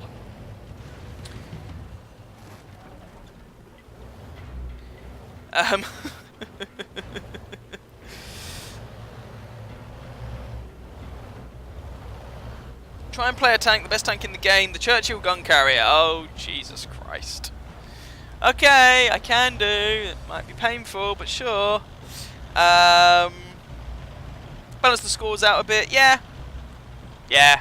And maybe enabled our team to win, or assisted our team in winning. I mean, I know time will tell. Can still go hideously wrong, but it would be nice. Random question, what time is it in the UK right now? It is just approaching 7 o'clock. The gun's great, and if you can side scrape in the Tog, it can bounce a ton. I would say it Bouncing a ton is perhaps a bit of an overstatement. Even if you side scrape, the front of the turret isn't particularly strong. But you can bounce some in the turret. I mean, I bounced 500 and something in that game. That's alright, Trillic. I didn't put out a notification because I didn't know this was going to be happening. This was just kind of off the cuff. Pleasure to see you. You got killed by a Churchill 7 in it, though. If you're both on full health... Oh, hello, there he is. Then you should be able to take the Churchill, but it does really depend on the situation. Right. Guys, go together. Please don't make the terrible mistake of one person going alone and getting derped by artillery. Just wait for the VK, who seems... No, he's... What is he doing? Oh, the VK just seems content to cap this out. Okay.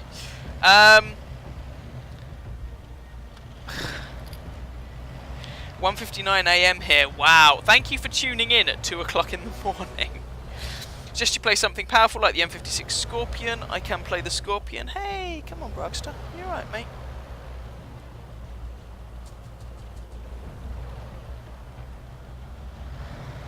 Oh, no, you're having a scratch. Fair enough.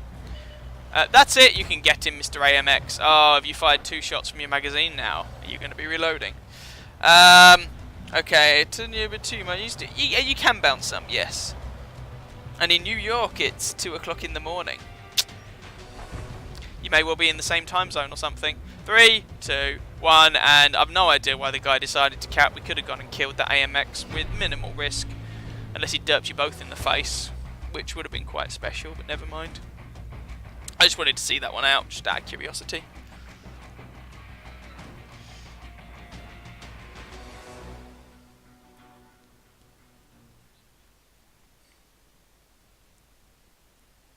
How did we do? Probably first class or something, I guess. Yay, first class, and we picked up a high caliber to boot. Hello, kitty. Ooh, yeah, scratch, scratch, scratch, scratch, scratch, scratch. Yeah. There we go. Cool. Did a nice amount of damage. So yeah, that was the TOG. I do quite like my TOG.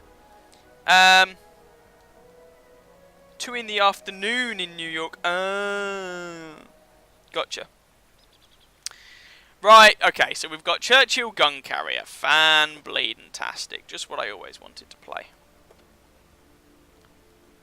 No idea how I can possibly contain my excitement any longer. From a bad tank that I kind of enjoy to just a bad tank. Oh well, never mind. I keep it around for a reason. 2 PM. Okay, sorry. Gotcha. So there's 12 hours apart. Alright, that makes sense.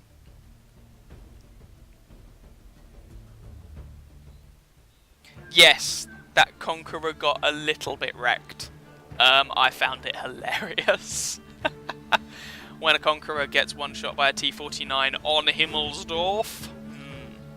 Oh god, not mines. The only good thing of the CG of the Churchill gun carrier is the gun. At that tier, it's amazing. Yeah, sure, the gun's decent. I mean, all the tier 6 TDs in their own way have a good gun. The American 90mm is probably the worst gun on a tier 6 tank destroyer. I mean, the gun's not. The gun's alright. It's very difficult. It's difficult to disentangle the gun from the platform. The gun is, as you say, actually quite good, but like it's really narrow gun traverse, for example, means that in order to get anything out of that gun, you have to keep moving the goddamn chassis, and then you have to keep re-aiming, and it's a horrible combination. I do not recommend anyone play this tank for, well, any reason, unless you're a masochist. If you're a masochist, then I guess, sure, go for it. Hey, it's a Derpwell. Derpwell by name, Derp very well by reputation. And I'm spotted already, and I'm already being shot, but what can you do? Right, we're going to have to hide behind something. Somehow I've bounced some shots from that Type 64. Not dead! It's a pretty terrible spawn, you know. Spawn right at the front in a tank that can't do frontline duty, but never mind.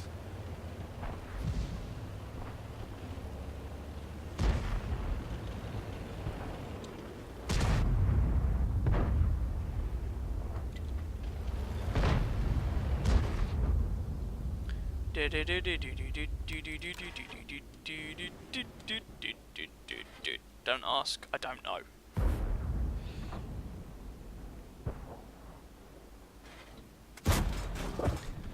One! Ha! Ha! Ha!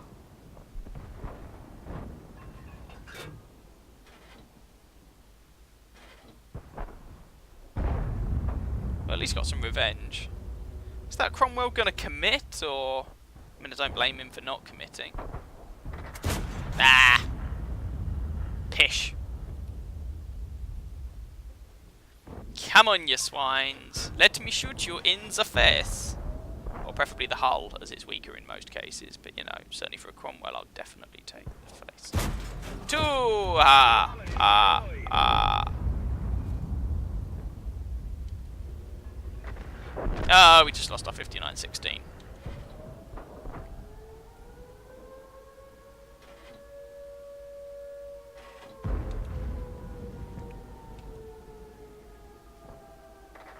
Nah, no shots. That's a shame. Really want that comet to become dislodged. And now I have the problem that you might well hear the sounds in the background of a cat being played with.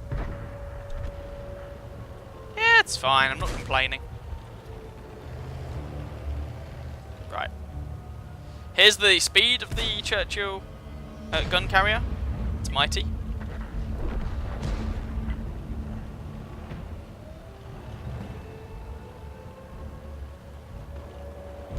Right, they are capping like bosses, which is a bit of a problem. There's a reset on someone.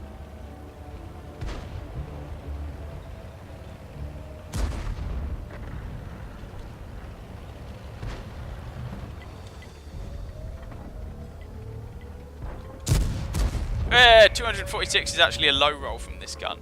This gun has 380, Jesus, 280 alpha damage. Unfortunately, we really need someone to go over there. I won't get... I might get there in time, but I'll be shot before I get anywhere nearby. Like that T-150. Okay. So, at this venture... we need we need someone to go and do something about the T-150. Don't have shots over onto those guys either from here. Okay. There's the T-150. Come on, Artie. Splash the blighter, please. Oh, beautiful. Beautiful. Nice shot. Artillery. Good job.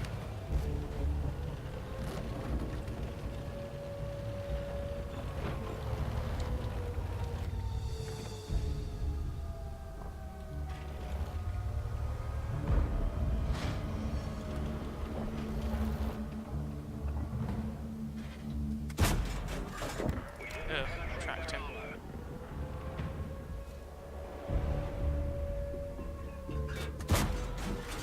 $325, that's a high roll.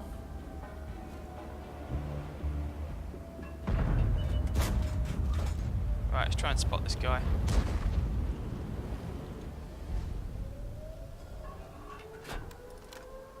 Nope, no diet. Oh, yes, okay.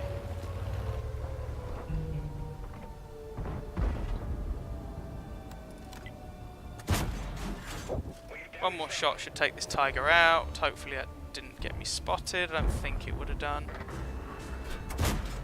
There we go. One tiger down. Right. Really need to do something about the base. There's only 30 seconds left on that timer, but I'm not quick enough to make my way over there. Oh, he's dead. Cool. That's not a reset. 20 seconds. Come on, guys. Come on. That was artillery. It's going to have to be the gunner. I need this gunner.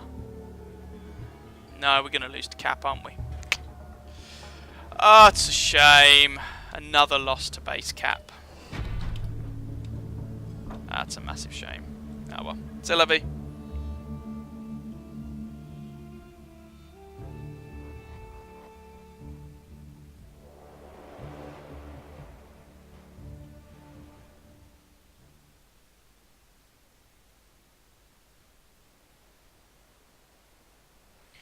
How much gold do you get when you start the game? 0.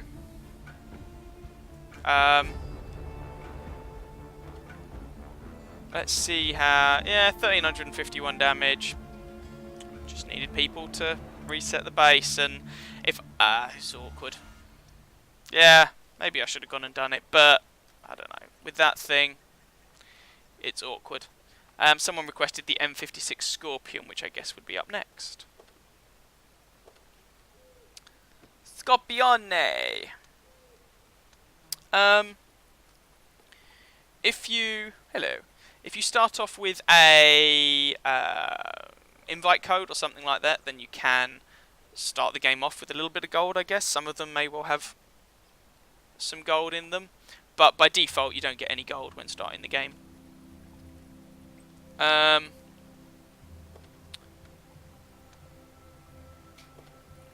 Occasionally, a little bit of gold might be available for missions, but that's kind of a rarity.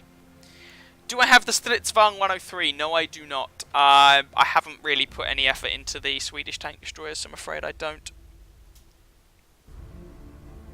And indeed, that did put paid to that annoying Type 64. I've nearly got all the British tech tree. Only things I haven't done are the arties. Love the British tanks, even if a few are absolutely terrible. Yeah, the artillery, so far... I mean, I'm at the FV304 at tier 6, which is not the tank it once was. Let's put it that way.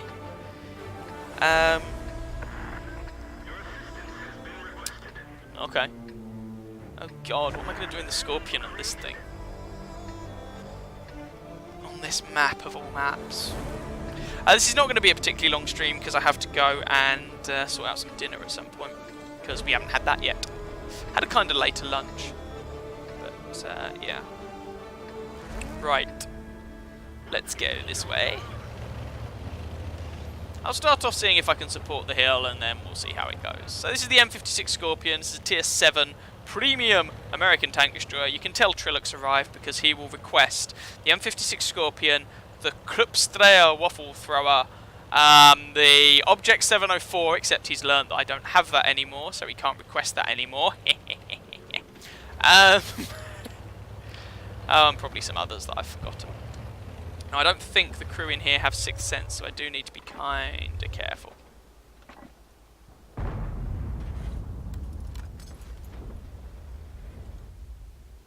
I am top tier though, which is nice. But it does mean I actually have to get off my backside and do something, and frankly the E25 on the enemy team is better at that. Okay, I don't have any shots onto the hill, so let's go somewhere else.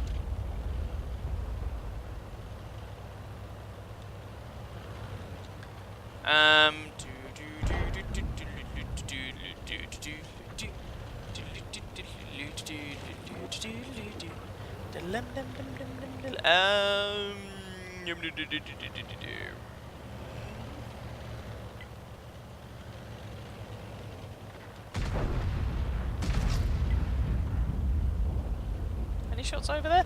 This is one of those maps where I've never really learnt it well enough to feel very comfortable on it, but never mind. Okay. Can I do something about El Tigre?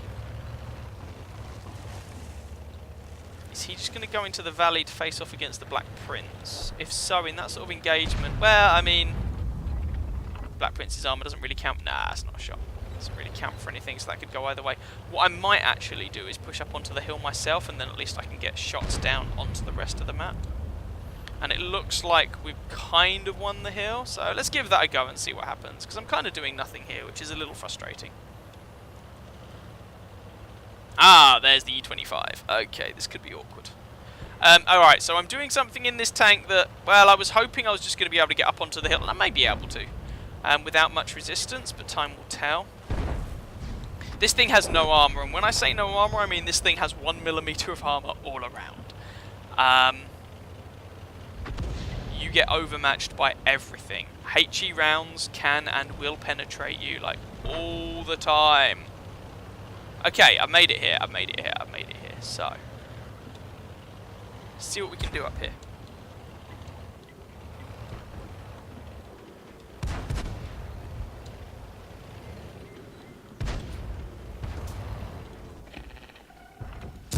Nope.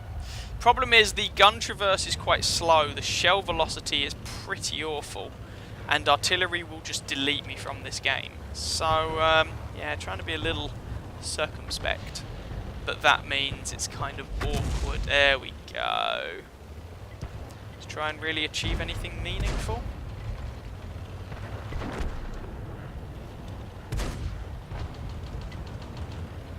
Leopard's rushing the E25. Okay, E25 is done. Cool.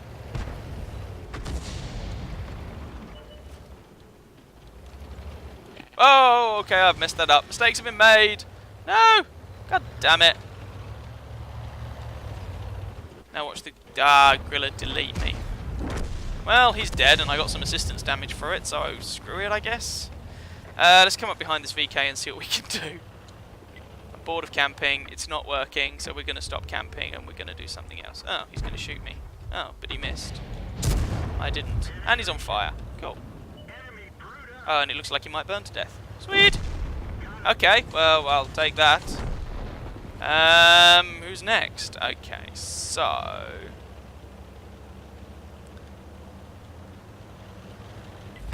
Ow! Let's put some high explosive in the barrel. Oh, light tank is shooting me. Do not want, do not want, do not want. Tank destroyer is shooting me too. Really do not want. Want.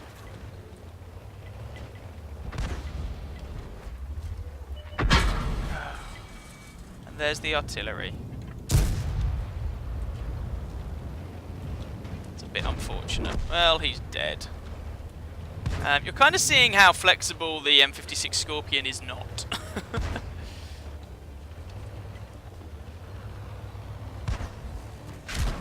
Sod off, artillery!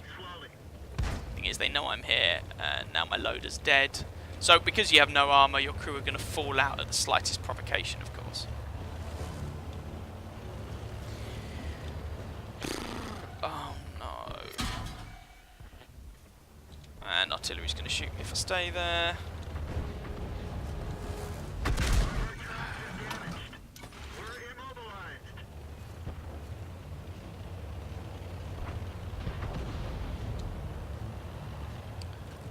So yeah, this is a tank I do not recommend anyone pick up, I'm going to be honest.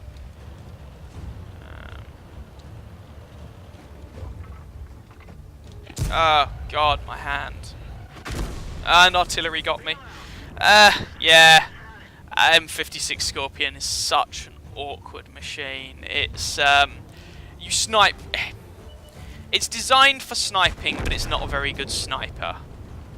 If that makes sense. It's very, very awkward, unfortunately. Even top tier there, it was horrible. He lives! I do indeed! I've had work and things, which is annoying. Yeah. I have only 5 tier 10, all from the American tech tree. Cool. I have... I don't know how many I've got. That I actually own. Yeah, that was horrible. Like, look at that. I connected 1 shot. Fired 4, connected 1. That was terrible. Welcome to the M56 Scorpion. It doesn't help that this mouse really needs replacing, but never mind. It is... See, I can't even go on the X. It is painful. Let's just get rid of all that. Clear the list. Next was the Kruppstreher Waffenträger. Oh, my life is complete. No, it's still tank destroyers, but of the German variety this time. There's the tier 7 waffle thrower.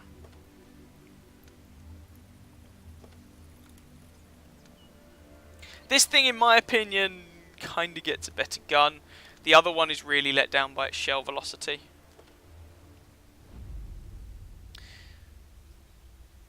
Hello, Helt. Life's alright, Fiora. It's...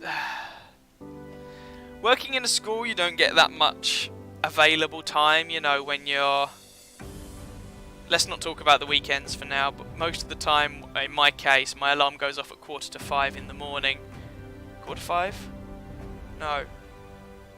4:30. And then I get back home at 7 in the evening, have something to eat, go to bed, sleep, and get up the next day and start all over again.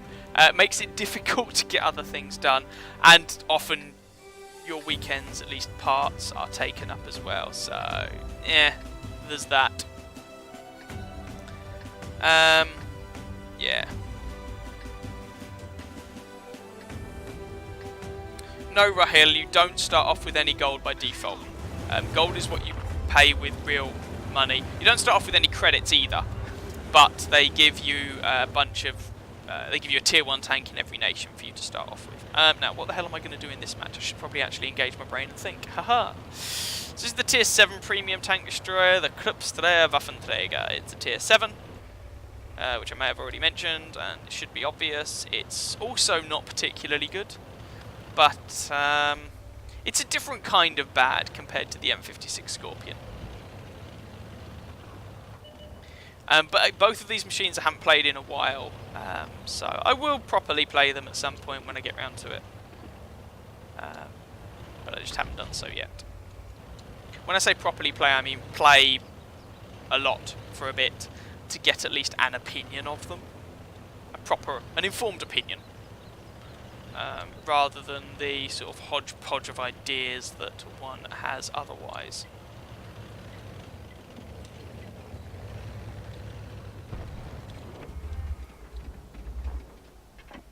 Let's just get rid of this.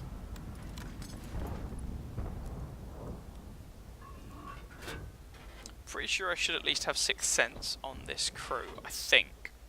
Time will tell, of course, but I think.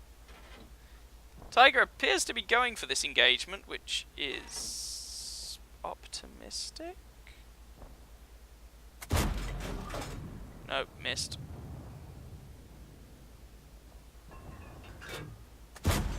Yay! Did the thing. Yeah, it was a bit optimistic from our Tiger. I mean, he just threw his life away there for not really a good reason. I mean, I managed to get some damage on the Tiger P, but that's not a good trade for our team. So yeah.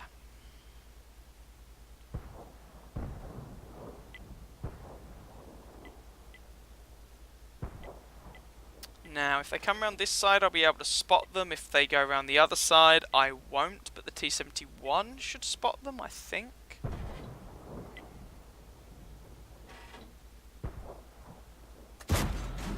Oh well, we'll take out the T-34-2, GFT, A, B, C, D, E, F, G, H, I, whatever the hell it's called. We're winning 5-1, so it's not too shabby. This again, it's a very campy tank. Which is probably one of the reasons why I've avoided playing lots of it. If I push on this Tiger P, he'll still kick the stuffing out of me in a closer range fight.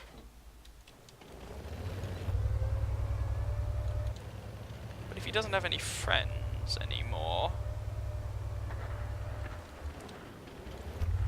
they're pushing up, screw it.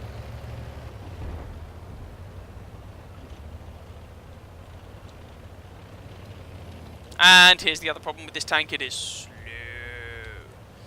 If you want this gun at tier 7, you can get it in the Tiger, which also has a fully rotating turret.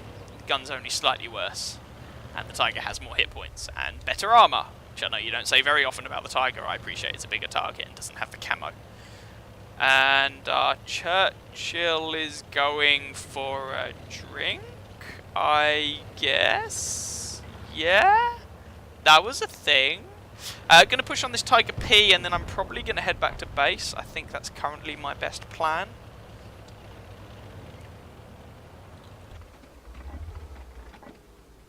Do I have? No, apparently not. That SU-100 keeps getting slapped in the face, which is a bit of a problem.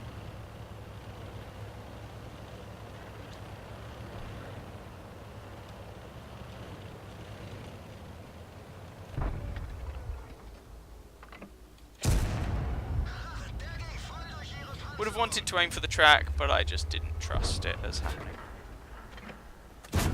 There we go, we'll take out the Tiger P, and now there's 5 of them remaining. Our team appears to have effectively repelled the assault, although that E25 is still potentially a problem. Ah, dear. Okay. I guess we'll have to worry about him later on, which might come back to haunt us, but never mind. Let's make it across here for now.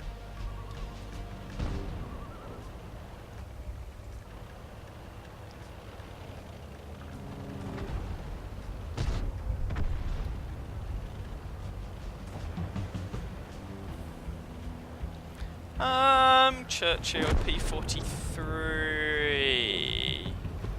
Really want someone to actually spot that Churchill. Ah. A bit like that, really. Ah, stupid frigging gun depression.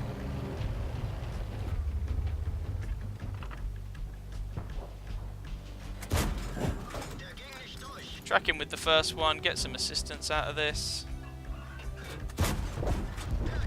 Damage with the second and a bit more assistance. And I don't have a shot onto the French artillery piece.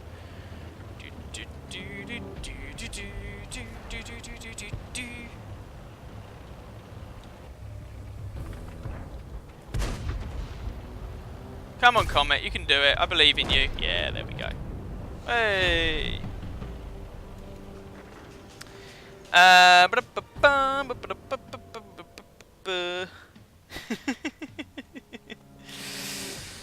Yeah, Rahil, they're not going to give you anything for free.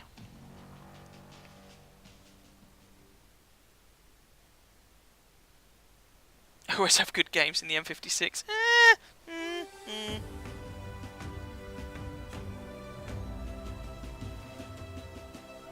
Yeah, Fiora's definitely branched out into other things, which is not a bad thing at all.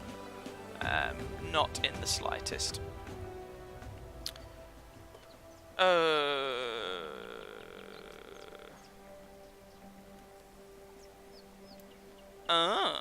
I might have to take a look at that. Stuff from Pansy is usually pretty entertaining / impressive. Let me guess, the equipment's not on reduced price anymore. No, of course it's not. Ah, never mind.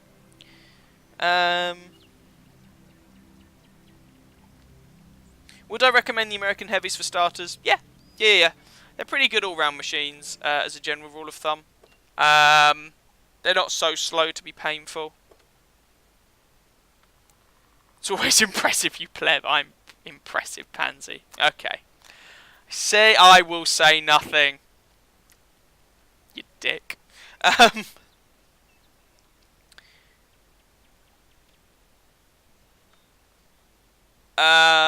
blah blah, what was I saying? Oh yeah, the American Heavies. Just bear in mind, the M103 at tier 9, whilst you can have decent results in it, it's a bit, ugh. The T125 is not what it used to be, and the T32 is a bit lackluster. The T29 is frigging awesome. Tier 5 and 6 are pretty decent, and of course if you do decide to go up this line, you're opening up the American medium line as well. So yeah, not a bad one to go with at all.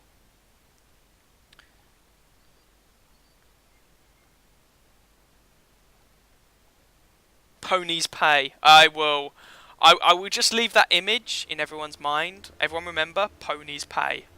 Okay? Don't forget that. Right back, the Object 704. Hell's no, and I don't have the money at the minute anyway. So, Nicky nah. Was there another request that I'd forgotten about? If not...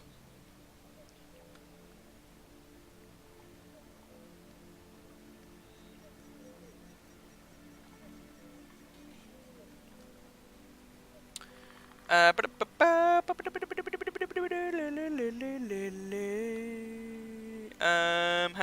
on. I just... Yeah. God damn it.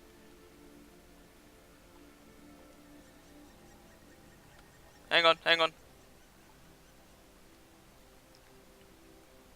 Hang on, sorry, I've lost where I was in... Oh my god, people are talking. Jesus Christ. Right, okay. They were very surprised at the demographics. Ponies up. Yes, they are. and then had to resist changing the show to try and appeal to the 2030. Well, yeah. How many games on average does it take to get a line to tier 10?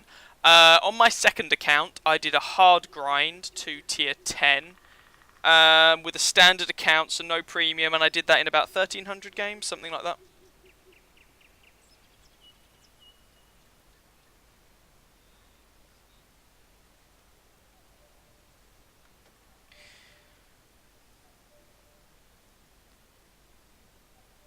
US heavies are experts at hold down. Be a little careful. In terms of the regular tech tree, that applies to 2 tanks in the entire tech tree. The T-29 and the T-32. They're hold down beasties. This thing has a really weak turret roof. This thing is just a bit of an all-rounder. These two, again, a bit of all-rounders. They're quite large, but they're not particularly proficient being hold down. So be a little careful with that.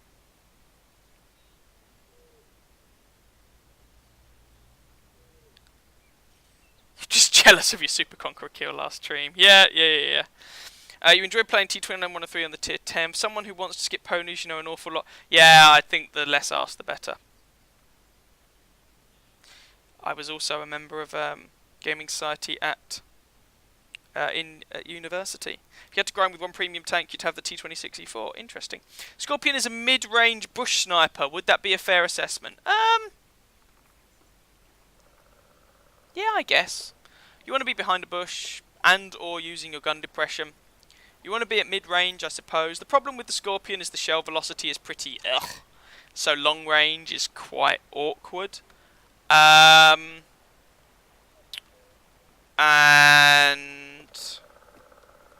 yeah, I'd say that's a fair assessment.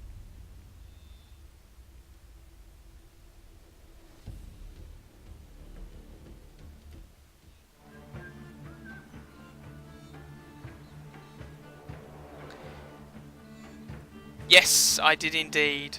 Just like to suggest tanks to play so that you can enjoy yourself on your stream. Living the new server, is it worth going back to? I would say... So, I'm not quite sure when exactly the last time you played was, Fiora. The 9.18 changed the matchmaker. Basically means people are bottom tier most of the time, he says, loading up a top tier match. Is it worth going back to? I mean, I still enjoy it, otherwise I wouldn't bother playing it. I don't do this for the money. So, in that sense, yes. I would say it'll be interesting to see, because Wargaming have acknowledged that the current matchmaker is a problem, so it'll be interesting to see what they do about it. But that will take a little while. I'd say by all means dip your toes back in and see how you find it. Sure, I should really go back and try Armoured Warfare. I mean, I was a founder after all, but I would quite like to give it a go. I wasn't massively impressed by some of the things they decided to do. That's a lightweight. This is going to be interesting. Whoops, that was a bit of a terrible shot on my part.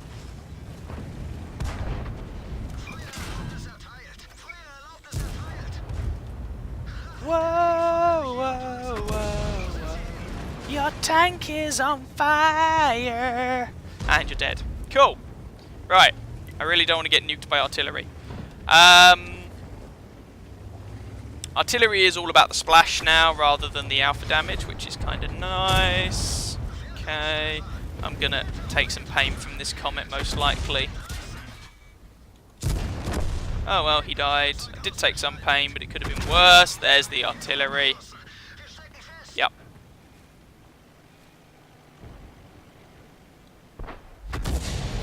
And there's the other one stunning me like a boss. Now let's see if I can not get focused down by Artie anymore. That would be nice. Okay. He's probably close enough to spot me. Oh, flip's sake. Alright, you know what? Screw it. I'm going to take a risk here on the basis that the artillery is still reloading, which might be a fallacious assumption. Fallacious. Hide.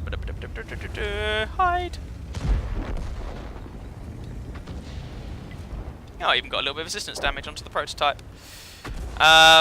The Bobject, the Object 268 version 4, got released to tier 10, was OP as balls. Everyone except Wargaming seemed to be aware of this. Wargaming then said maybe they'd even buff it. They were so aware of the situation, but it did get nerfed. I'm just trying to judge whether it's, you know, things that might have changed since you last played Fiora, that's all. Yeah, I'd say it's worth going back to. I mean, you can always download the client, try it. If it annoys you, don't bother. If you like it, do bother.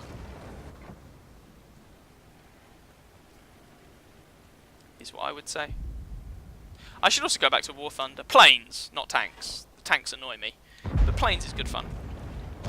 Right.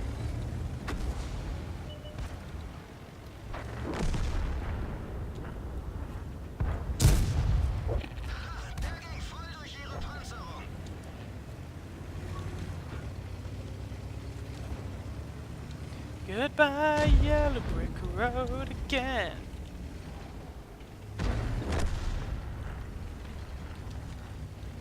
Oh, Jesus. Okay, this is a bad plan. Woo!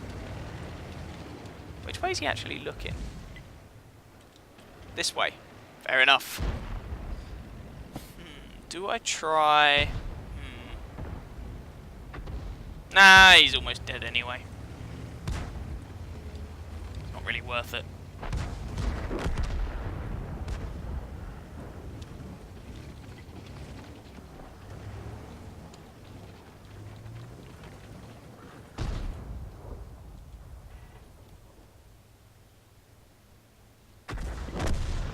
Okay, they are actually... Right, so if I'm going to need to get around there and shoot him in the bum.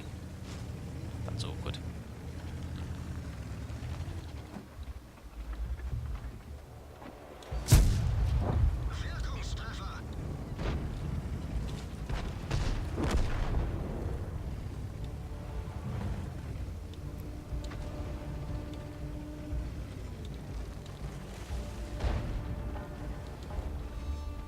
I'm very conscious that this is a bit of a precarious position.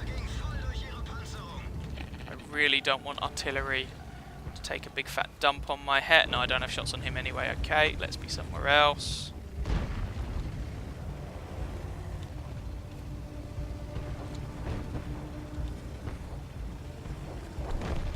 Okay, the prototype's gone anyway. Cool. So let's swing back round and see what we can do about the guys over by the capture circle. Oh, he's going to try and do some proxy spotting. Is he trying to do some proxy spotting? Cheeky little blighter. And then I'll catch up on chat after this game.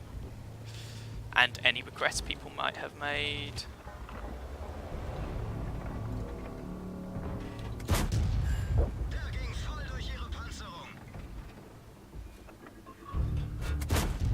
Ah, it was worth the blind shot. Actually, with this many left, what I'm going to do is... Leroy Jenkins!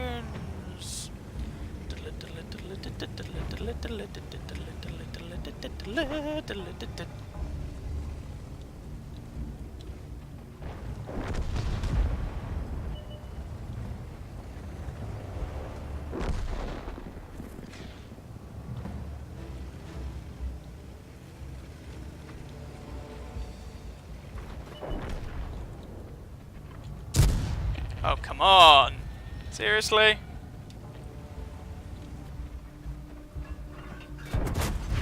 God damn it! Yeah, I knew there was a good chance he was going to shoot me, but I thought it was worth trying to get the shot off. Ugh. Ugh. Ugh. Get old like me, then you can retire. Yeah.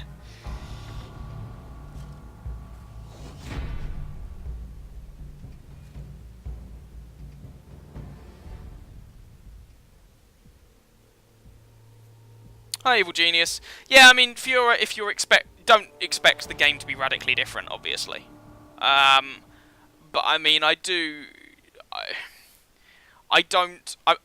think I look back on the game with less rose-tinted glasses than some people. You know, I remember those games of like 14 artillery per side and stuff like that, and I remember it being rubbish, and I don't really want that anymore. So, I think it's a good game. I still enjoy it. But yeah. Oh my god, what did that tractor do? It got in my way.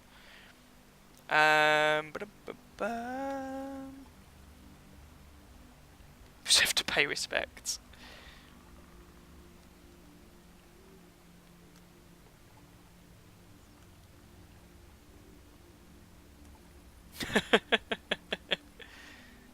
That is true. The first game I played with the CGC with the gold skin, I did get an ace. That is very, very true. Some 155 mil derp action, sure.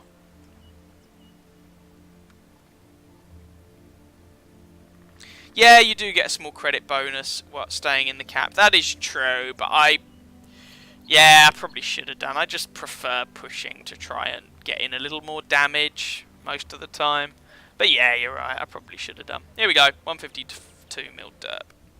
How many premiums do I have? Far too many, but do bear in mind I didn't buy all of them. Some of them I got from missions. In fact, quite a lot of them I got from missions. One was very kindly donated or gifted by a friend. Yeah. How to ace the MT25? I have my ace games up on my channel. I found that... Well, this was before they changed. This was back when the light tanks only went up to tier 8. And I found that about just over 1,000 base experience was enough to ace the thing. Oh, it's this map again. So last stream I played this tank, got this map, and it all went hideously wrong. So let's see what happens this time. There are 3 artillery, so I'm not going to go there. Methinks. I'm going to try something, it may not work. Please don't kill me, or don't hate me for it. So I managed to do it with, yeah, say, like, not that much over 1,000 base experience. I don't know what it's like now. Generally speaking, people don't seem to particularly do that well in, or particularly like the tank. So that sort of works in your favour when you're trying to ace it. Right, I'm going to see if this works. If it doesn't, I'm going to go somewhere else, obviously.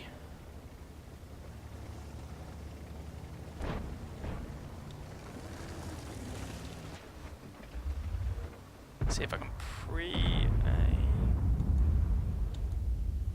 Ah, they're far too low.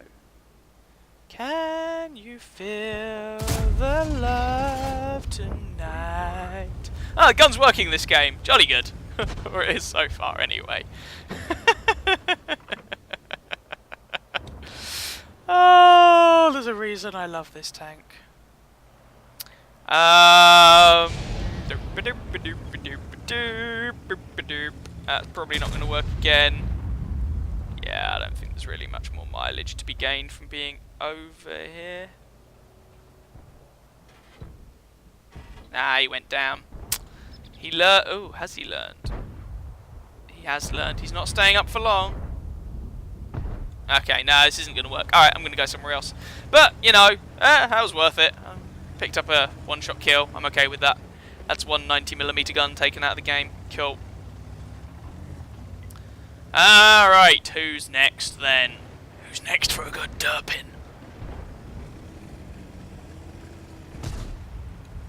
The derp gun cometh. He wants your soul. Right, Whoa, that's a, like, ridge thing made of rubble. I can word real good. I would love to get a rear shot on, like, that FV201. That would be a thing of beauty, but I don't expect it to happen anytime soon.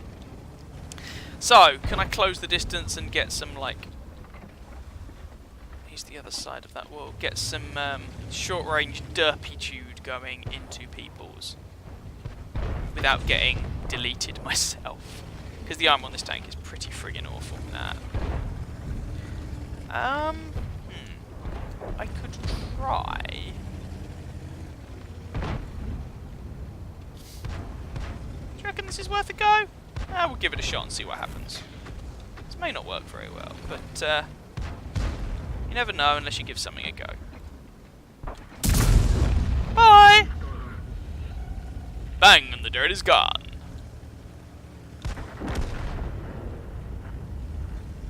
AMX 1375. Oh, it's barely even worth taking the shot now, and he's dead anyway. So, okay.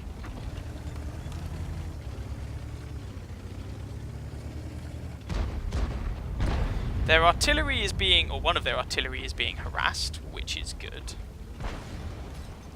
Their OI is getting shot up, which is also good. By harassed, I mean he's now dead. Okay, he's done.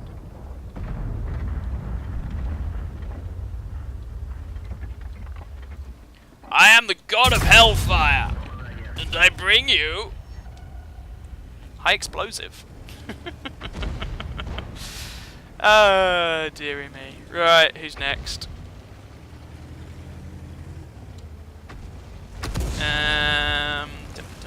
I could kill the IS-3, that'd be quite fun. Oh, KV-2 has fired. KV-2 has fired. The nuke is reloading. I repeat, the nuke is reloading.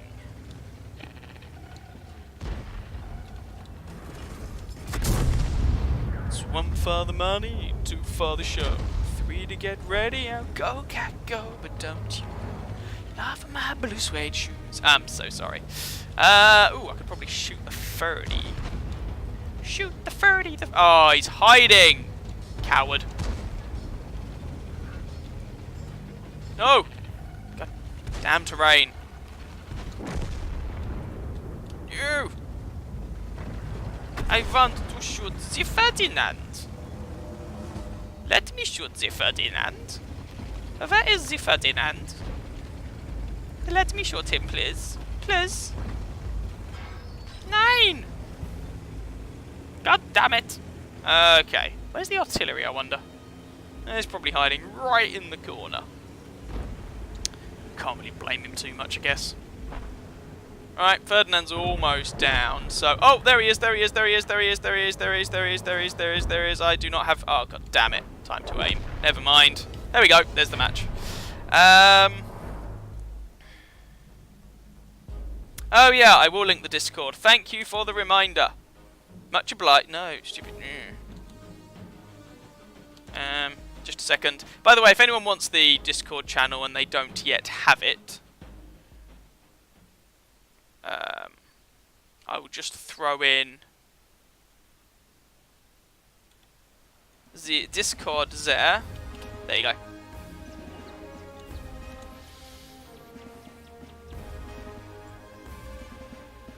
No, I don't want to at the moment, thank you. That's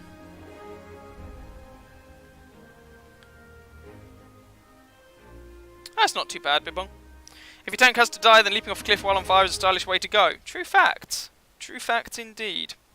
I'd say for their chip, the Newcastle is very effective cover. Blah, blah, blah, blah, blah, blah. That's true, I wasn't attacking. Hi, Polestar. 3.2k spotting and about 800 own damage, but only first class. I think, yeah, I mean, spotting on its own doesn't get you that much. I remember getting like 4.5k spotting and it was second class. A little bit of damage and especially a few kills and you're suddenly doing a lot better.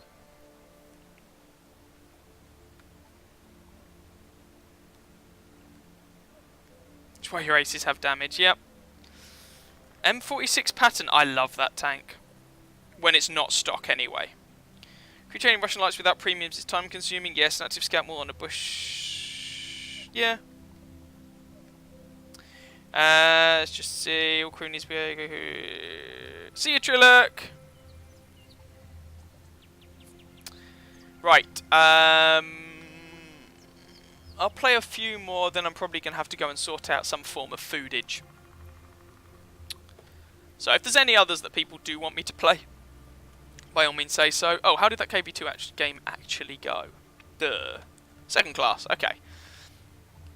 Alright, cool. So we managed to finish off the FV, and we took out his ammo rack, poor sausage. Didn't detonate it, but we damaged it. Killed the KV2 with a couple of shots, which took out his radio commander and gunner. And one-shotted the poor IKV. Oh dear. Oh dear, we are in trouble, aren't we? Right. So I make that RU time again. 206,685 experience. I'm slowly chipping my way towards the Rheinmetall.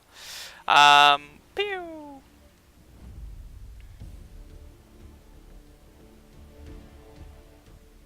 Other tier 6 lights were much easier to ace. 5916, 12T. I actually found that I had the 5916 for a while trying to ace that, so I found it the other way around. It's just the way it goes. STRV, which one? Bearing in mind, I don't have many Swedish tanks. But I do have a few, and there's a few STRVs. So which one are you referring to, Bibong? If I have it, I'll happily play it, or try and play something as similar as I can. I've got, for various reasons, I've got a couple of premiums, and apart from that, I'm only up to about tier 2 on the Swedish Tinky Tonks. The one I haven't aced yet, actually, Helt, is the Type 64. Had some decent games in it, but I haven't aced the thing yet.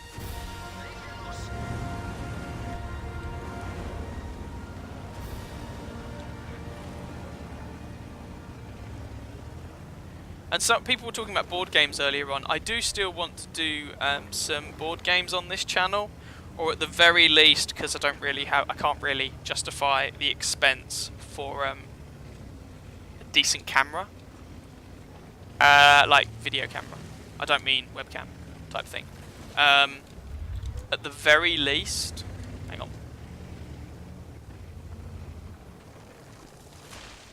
on. Show you some board games with Tabletop Simulator. I was going to do some with Loki actually, as the other player to show you, but unfortunately, her laptop had to be repaired.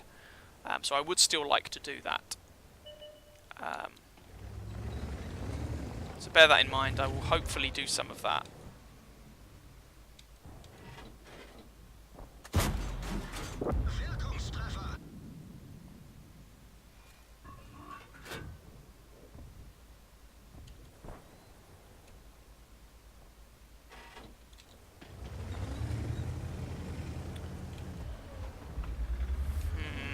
I don't like committing to the far flank from this spawn. I've had bad experiences with it, which is why I'm over here.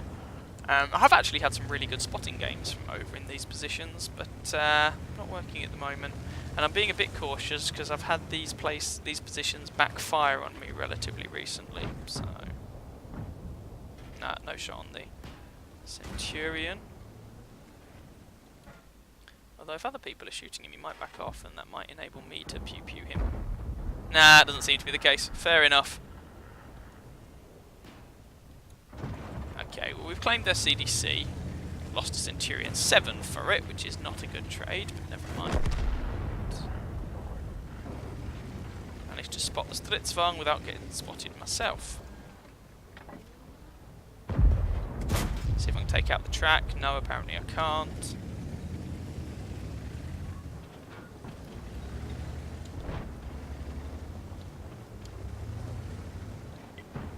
Probably fired the gun, which I imagine is why I was able to spot him.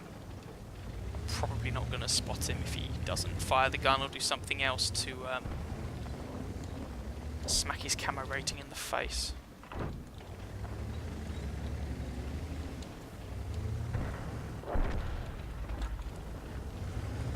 Okay, our team appears to be losing the high ground, which is a bit concerning. Oh.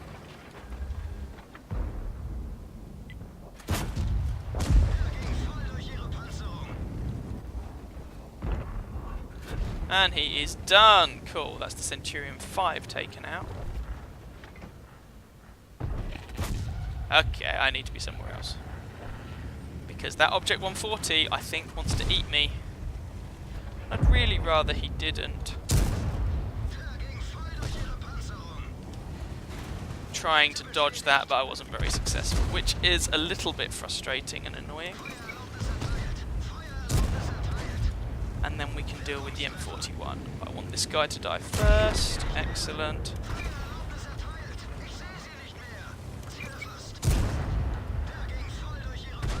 Oh, and there's an AMX-30. Fabulous. And no, I'm not firing hay explosive because it tends to... Oh, that was a terrible shot. It tends to be very unreliable in these situations. And Timu is collapsing. Oh, Jesus Christ. Never mind.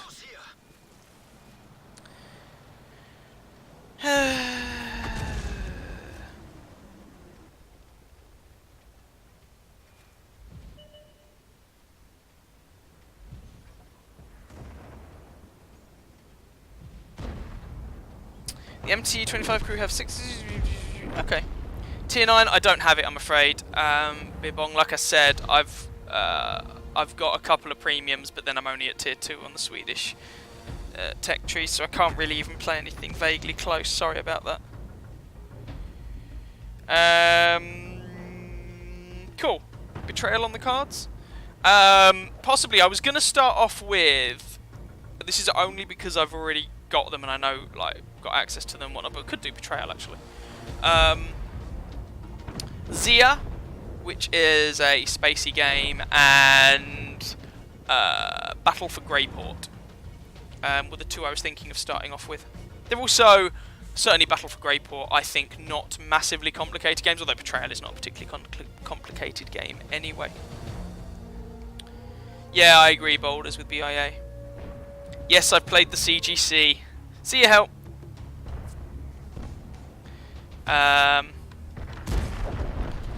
I'll see if I've got a tier 9 tank destroyer that I can play, though, as you requested, the tier 9 Swedish. I assume you're referring to the TD, because the non-TD would be the ML2. Oh, I don't want to do a skirmish, I'm sorry, not at the moment. I swear, he only invites me when I have other things that I'm doing. Right, tier 9. I don't really have any tier 9 TDs. What TDs do I currently have that I... And are any of them particularly sneaky?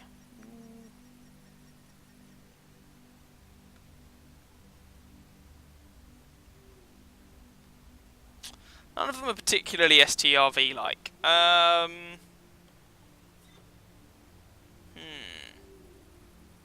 Let's go for... Yeah, of course we lost. I might play the SU-101. Just to play a tank destroyer, although I appreciate... it's not that sort of style of tank destroyer. No, okay, screw it. No, let's play the Kanon and Jagdpanzer, because I never play this thing. And I feel that would probably be a little bit closer in... stylistically, I mean. So, this is my Stug 3B crew. I'm only playing the Stug 3B to ace the damn thing. Yeah, I was thinking the E25. But I'll pick this because the Masochist... Oh, there are plenty of Masochist TDs. I've played the E25 more. I really like the E25. This thing I've played less, so we'll give this a shot. I tell you what, I'll play 6 more games, then I'm going to have to disappear and sort out some food. So, if people would like a tank to play, I have 6 tank slots open for requests, and then I'll have to call it there and go and sort out some grub. Alas. Loki's cleared off somewhere. I think that's her subtle way of saying, get off and do something useful. I've been doing useful things all day. E25 is OP. Oh!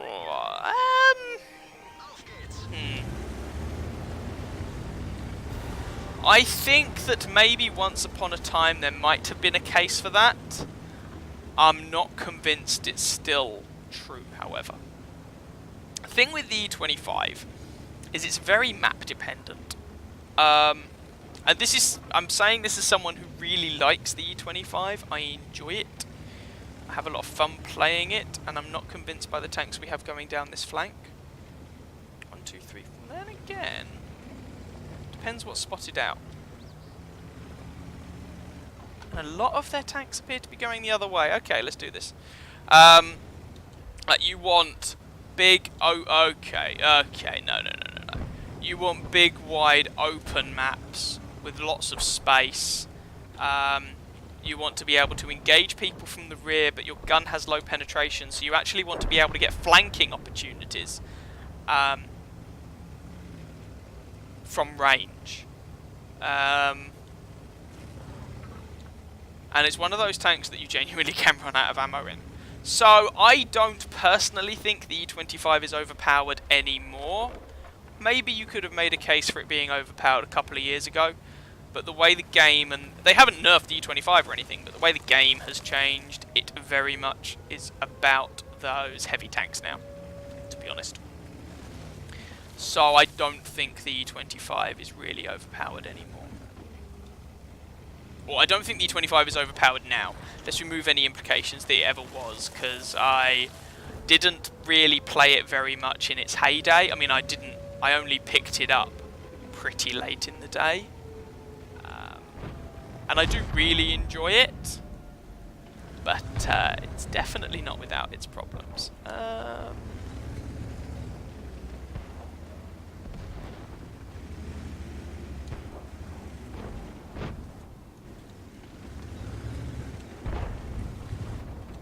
Okay, he's behind a house, which is slightly irritating. Oh, I'm spotted. Okay, never mind.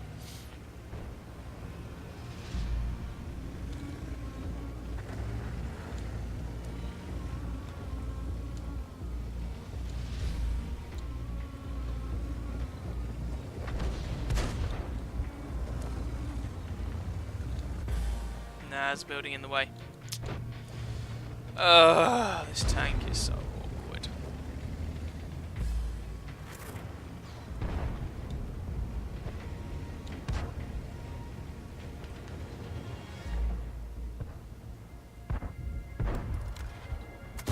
Oh, good lord. Okay, there's a...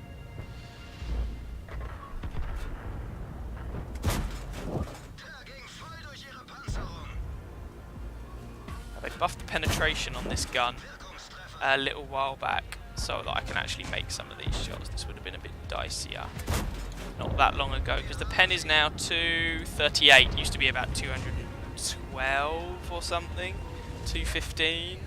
About what you currently have on the RU251, which was not optimal. Let's take him out. But you can see in all my faffing, I haven't really racked up that much damage in this thing.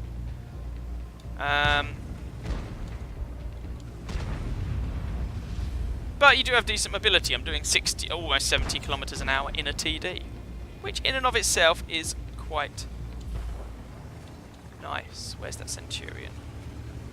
We're behind that ridge line.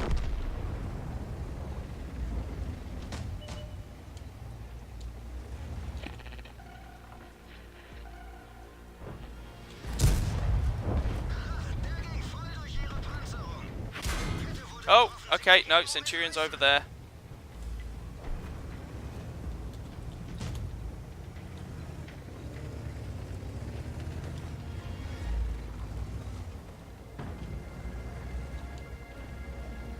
Come on, Mr. Ferdy. Let's make mistakes together.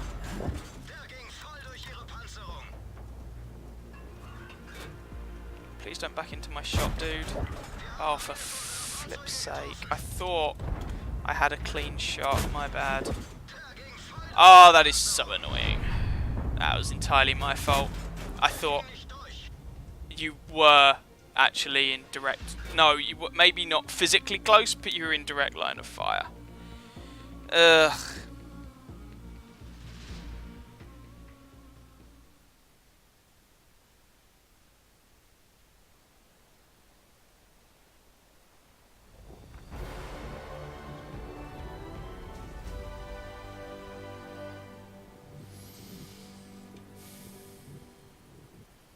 Centurion 7-1 or Action X? That was a pretty unpleasant game. I even picked up a team kill, which sucked. That was perhaps a little careless of me. I thought I had a clean shot onto the rear half of that 30, but clearly I was wrong. Never mind.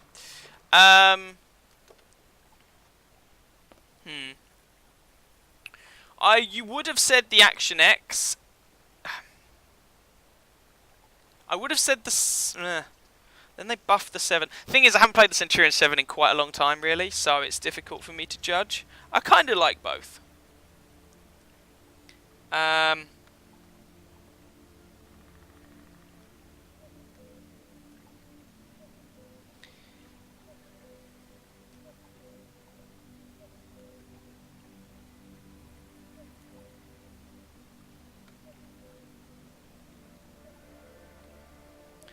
He's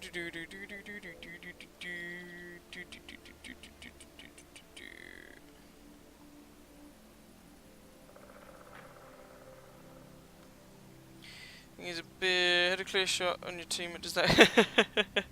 You're making a quest. Oh, sorry. What was your request? Oh, it was the. Okay. Yeah, sure. Either in particular, I can happily play either. I'll put down. I'll tell you what. I'll play the Action X. There we go. I'll play the tier 10. Give people that little bit of satisfaction. This is the British tier 10 medium Tinky Tonk. So 5 left. Anyone wants requests? By all means, throw them in. I quite like the Centurion Action X. In fact, actually, you'll notice when a nice chap volunteered to do the banner art for my YouTube channel. He basically asked for my favourite tanks at every tier and ended up putting my favourite tier 1 and favourite tier 10 on. My favourite tier 10 at the time, and I think it still is, was the Centurion Action X, and my favourite tier 1, and it still is, was the Like Tractor. So that's what we got. Right, what is this tank all about? It's all about ridgelines, going hull down, shooting people, and accepting the fact that if you're not doing that, you're in a giant tank with no armour and a reasonable gun, but it's not kind of out and out exceptional for a tier 10 gun. And this is not the map and or spawn that I really wanted. Never mind. Let's do this. This may not go particularly well. We'll see. Kind of wanted the other spawn if it was going to be this map, but never mind. Also, I think the Centurions look sexy as hell, as far as tanks go anyway.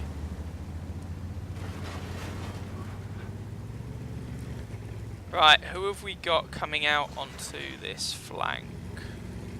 Whoops, I should probably actually pay attention to where I'm driving as well, that might be useful. AMX50B, Batchat. Okay, we've got a few people, cool, sweet.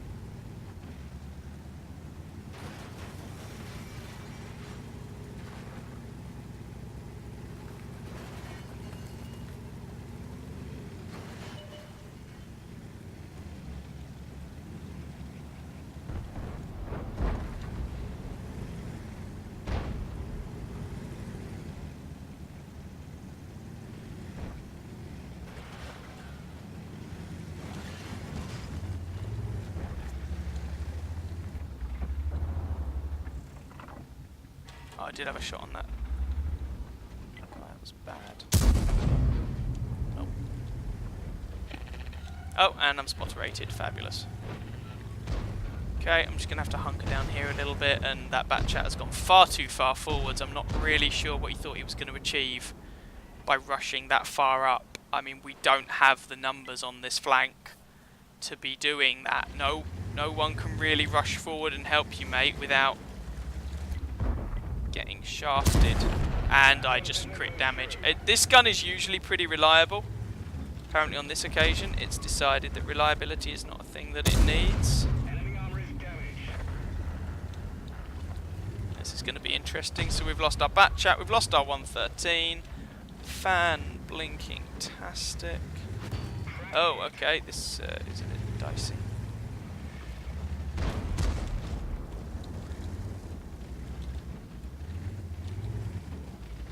This is really not an ideal situation for the Centurion.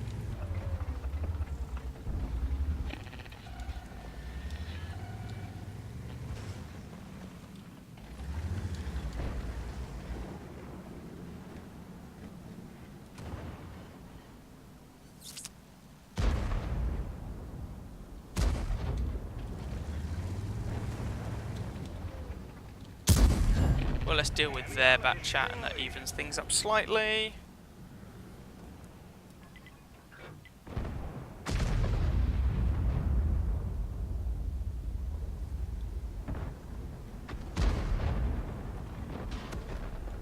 Not quite sure what our E50M is expecting to achieve there.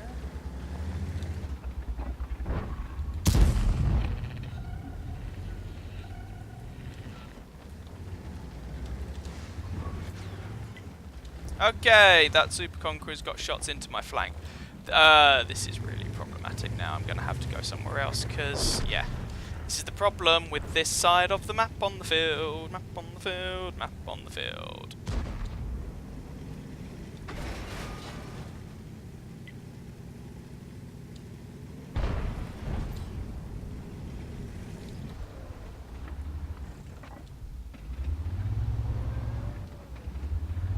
I don't know why this Type 5 Heavy is over here. Really don't. But they are now pushing hard, and as well they might. No reason not to, really. We're 2-5 down. Yeah, the northern spawn on this map is, in my opinion, just a flat-out better spawn, which is slightly problematic. When you don't get it. Right, Super Conqueror's now down, but we've abandoned that position. That position is not tenable.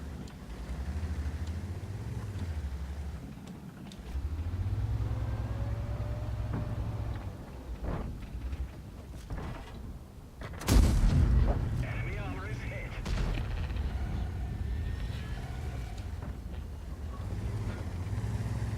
I mean, this game isn't lost, but it's looking a little dicey.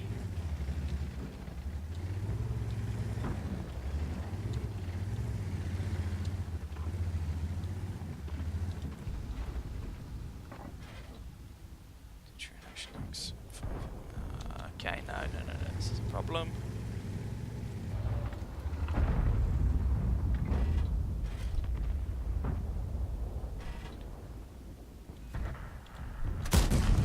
Enemy hit. Target unlocked. Permission to engage.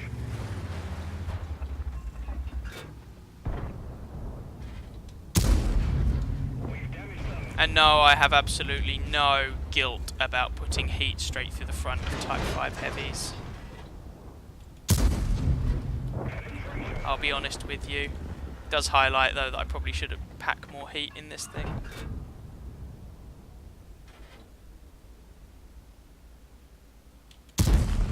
We didn't penetrate their armor. Because Wargaming designed those tanks without frontal weak spots, which is just bloody stupid.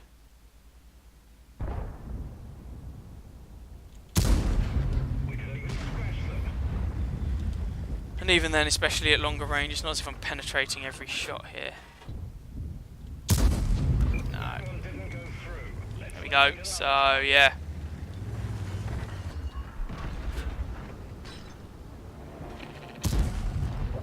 Got her. Let's at least do something about him, and now I'm going to have to worry about that 113 just wrecking me. This is not a good position, but it's really... he's... Oh, okay, no, oh, yeah. I mean, this was always going to be the problem. But maybe I should have gone the other way. That's probably what I should have done. And not get... because I didn't want to fight the hull down 113. If I'd have gone the other way... The reason I didn't go the other way was because I didn't want to eat a Type 5 HE shell. Because he could one-shot me. Because those tanks are just stupid. But never mind.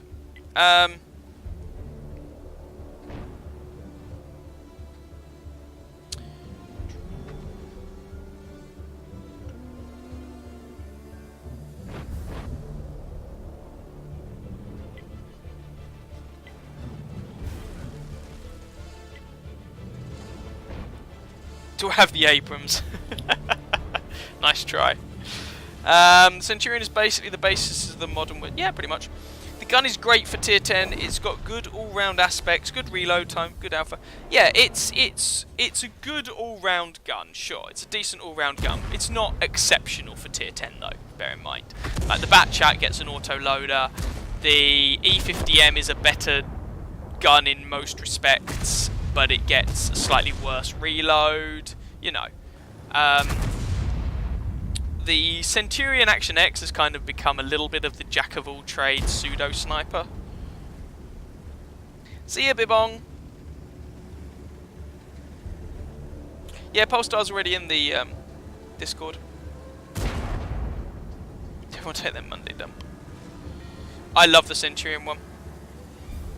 Yeah. I do check his name. Our Type 5 Heavy, what was his name? Was it Mr. Guderian or Fier im blah blah blah blah blah blah blah, whatever it was, not sure. Guderian. Guderian? Can I please play the Cromwell? Yeah, sure. Or the Cornwell, as you wrote, but I assume you mean Cromwell. So, that was the Centurion Action X. It's not a bad tank, but that was a bad situation for it, and there wasn't that much I could really do about it. I mean, what I am, however, going to do, because, you know, Wargaming have designed this game so well, I'm actually going to pack some more heat in it, because Type 5 Heavies are a thing. I despise the Japanese heavy tank line so much. Cromwell, yes. Well, I can play the Cromwell Berlin, which is basically the same thing. And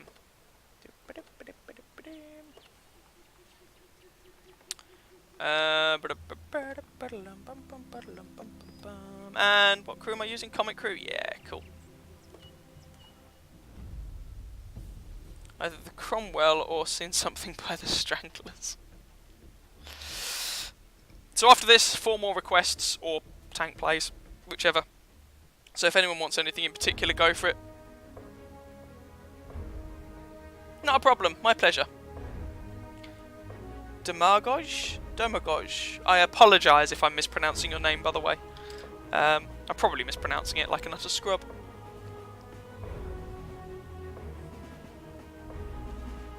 But my pleasure. So this, although this is the Cromwell Berlin, it's the premium version, sure, but it plays essentially identically to the regular Cromwell. The differences between the two are minimal. So if you do it with one, you can do it with the other. Let's see what we can do. We're top tier, which is nice. Okay. Jumanji!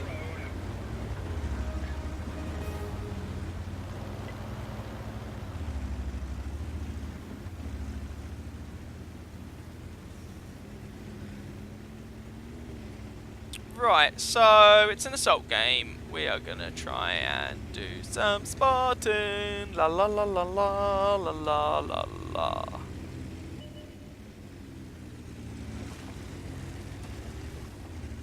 This is an all tier 6 match. So I say I'm top tier. That's slightly misleading, perhaps.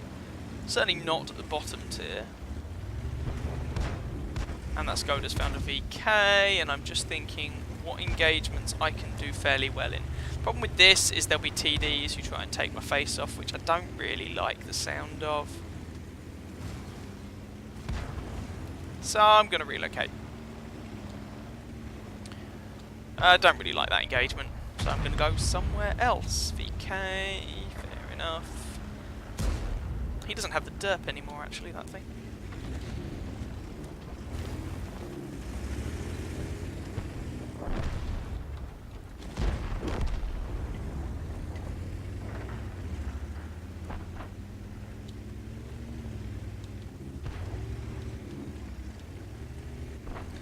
And let's see if I can annoy this Hellcat sufficiently. Or the Cromwell, I'm an equal opportunities tanker. Oh, okay. I think I might have gotten away without getting spotted actually there.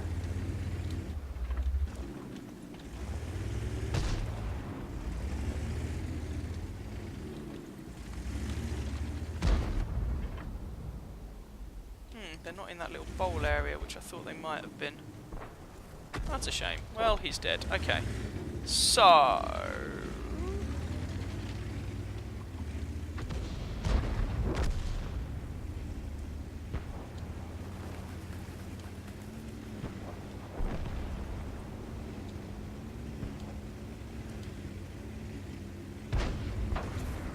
thing you have to remember with the Cromwell is it's kind of like a very big light tank in terms of how it plays. You don't have any armour. You have a decent gun, but the bloom stats are terrible. This thing does not fire on the move at all well.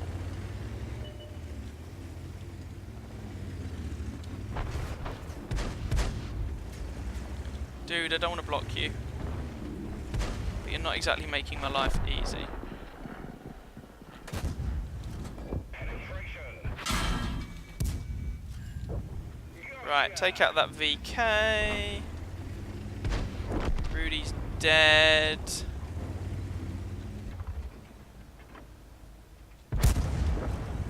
Shot into the Hell Kitty, and this game's pretty much over. Alright, I should probably go and try and get some damage before this thing is completely over. Jesus Christ. I was not expecting this to be over as quickly as this. And they're all on the wrong side of the map, i.e. not the side I'm on. Well, that's an inconvenience. Right.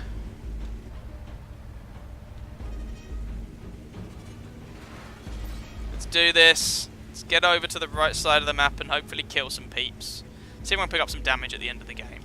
Which the Cromwell is quite good at doing, just because it's pretty darn quick. I mean, you can see I'm doing a happy 64 kilometers an hour, which you'd normally only do in like a light tank. But this is a medium. Ooh, I has been spotter-rated, and I got slapped in the face by a TD. Fabulous.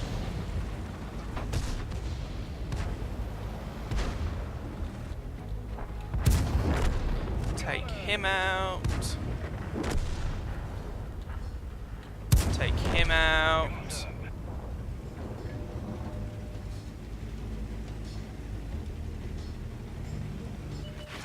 Ow.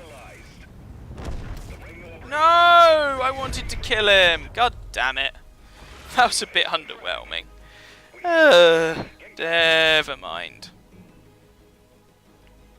Seems like only yesterday that people were getting upset about premium tanks that were as good as their regular counterparts, and then Wargaming released the Scorpion and the Defender.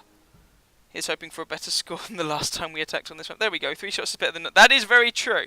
It is better. Better is good. I like better. It's not as good as I would have liked, but it is better.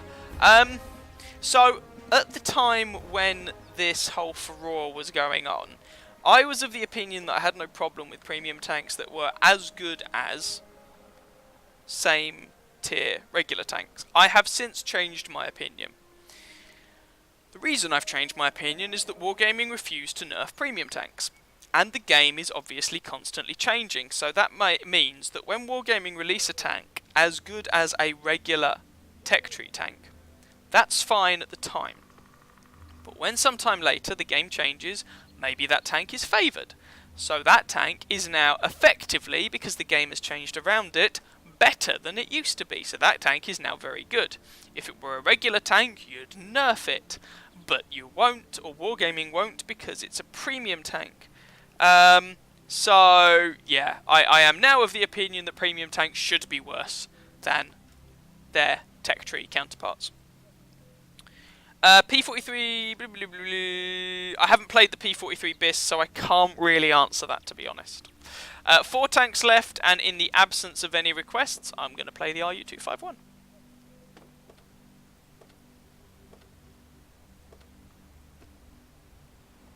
So, 3 tanks left.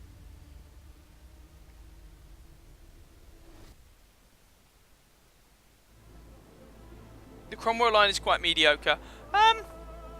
I'm not saying it's the best line in the world, but I think it is my favourite line in the game. You did a request. I just didn't see it. I'm sorry. What did you request? Ah. Do I own a T10, and if yes, can I play it? I do. There was a T10. Okay. I don't have the T10. I'll play the WZ instead because it's quite similar. E25.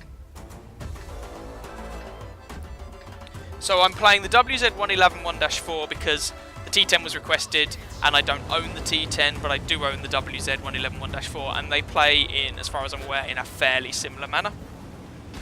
Sorry, mate, I was checking something. But I do have the... getting tired as well, which doesn't help. Do have the other thing, E25. So that leaves 1 request spot open.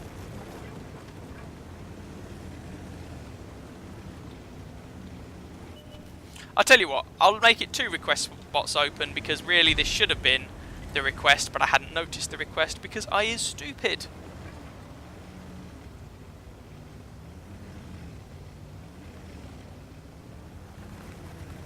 So...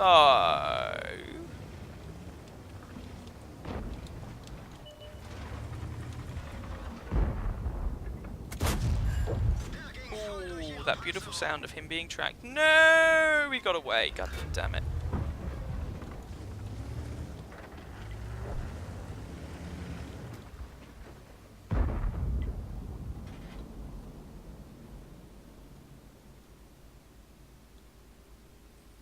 And their T-49 has made it across the bridge, and I'm trying. Oh, Jesus. Okay, no, never mind, never mind. They are pushing with a capital P.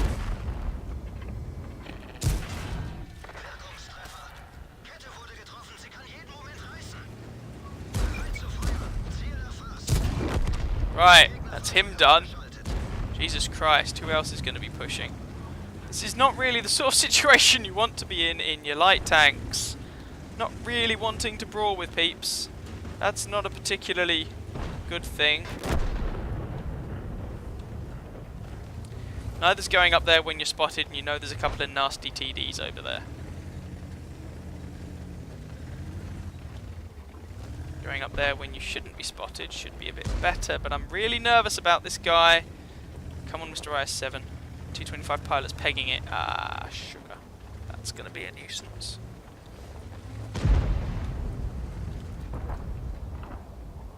Ah, I can't penetrate the side of his turret. So I have to shoot him in the hull, and that's not a penetration. Flip.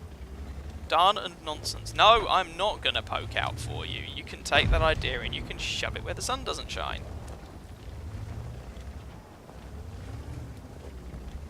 I'm hoping our IS-7 goes hull down and sort of wrecks this fella.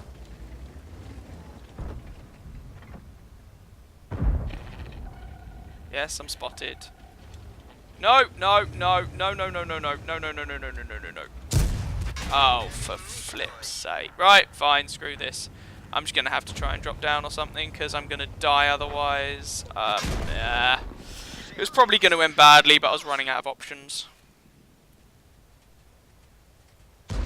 Maybe I should have retreated towards the T-25 pilot instead, but the thing is, when you get your team do this, it's really difficult to try and do anything.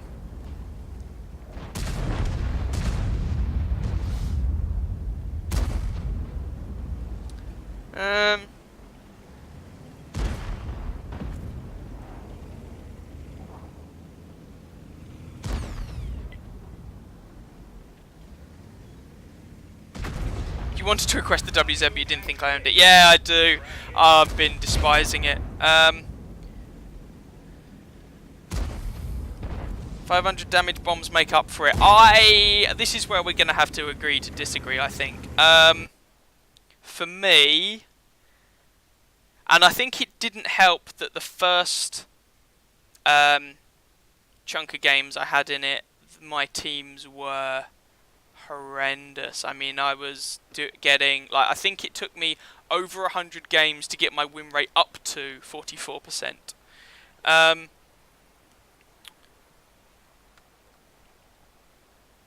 Yeah. My issue with this, so, okay, mobility, it's fast in a straight line, but it's not agile, which in and of itself is fine, I don't really care. Penetration is 244, not great, but, you know, again, fine, I don't really care. Gun handling is terrible, so I find that realistically, sorry, you can't really snapshot in this thing. Going hull down is also a problem because your commanders, your cupolas are huge, and you take critical damage like it's going out of fashion. And on paper, as far as I can tell, the T-10 is just better. But I haven't played it yet. And it did look like the AMX was defending me, which was bizarre. He was more useful in that scenario. But hey, I'm not complaining. I mean, kudos to the guy for being a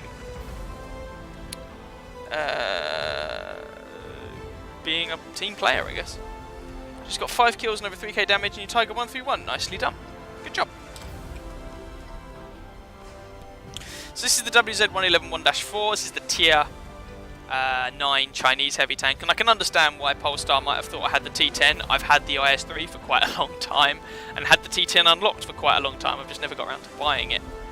And then they've shuffled them all around anyway, and now nowhere near the T10, because the IS-3 now leads to the Object 257. So to get the T10, I have to play. What do I have to play? can't even remember. Or does it come off the IS-3 as well now? You know what? I can't remember. I'll have a look. Anyway, this is the WZ111 1-4. So we're going to have this, then the E25, and then I'll take 2 more requests, and then I'm going to call it there for an evening.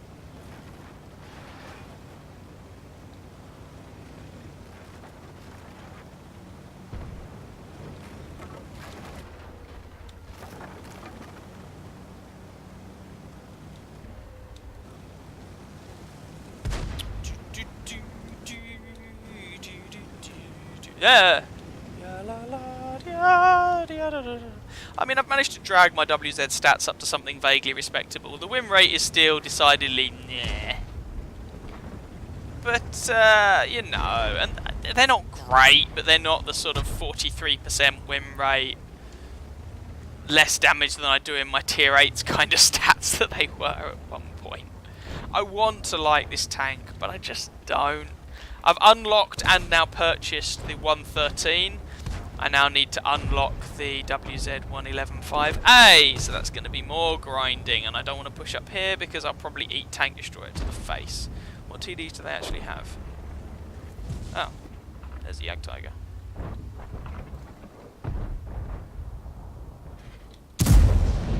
Yeah, that was a bit of a long shot, but I thought I'd give it a go. Right, I do not want to take flanking shots from a Jagdtiger, that's just not going to end well. So, let's go over the other way. Seems my team is crushing it, though. Fair enough. I'll be interested to play the T10 so that I can form a better opinion of this thing, I guess.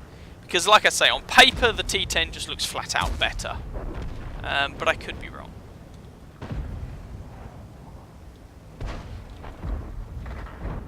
Statistically, this thing seems to, in terms of performance, be quite middling. You know, people seem to... Its win rate, if you look on VB Addict, and I know that you have to be careful with using VB Addict, but if you look on VB Addict, its stats are quite middling in terms of win rate and whatnot.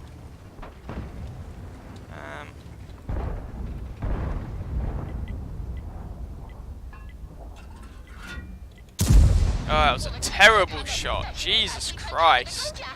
And I just find the reload really awkward, and I don't like the gun. I don't like this tank at all. I don't like anything about it, really. Like I say, I want to like it, but I just don't. And now I'm going to get penned by it. Well, blimey, he bounced on me. How the hell did he manage that?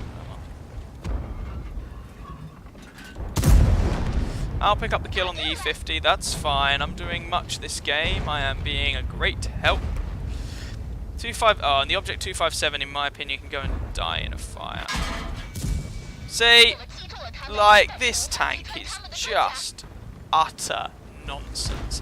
I'm not saying it's overpowered, I'm saying it's ridiculous nonsense. There's a difference. I'll explain what I mean in a sec. Does it have an overmatchable roof? No. So here's my thing with this tank. This tank would never actually be designed like this. That's the thing. No one would design a tank with better side armour than front armour. Because it would just make your tank unnecessarily heavy. You would get a heavier machine with armour where it's not as useful, so you wouldn't design the tank like that. It makes absolutely no sense. It's so clearly obvious that it is a paper design that would never have... Get out of the way! It would never have existed in that format, and I despise the 257 with a passion for that reason. Anyway. Sod off, Mr. Pattern, my God. Jesus Christ. Anyway. Doesn't help that while it hasn't happened this time, your ammo rack seems to fall out of this tank all the time. Ugh. Well, what a fun game.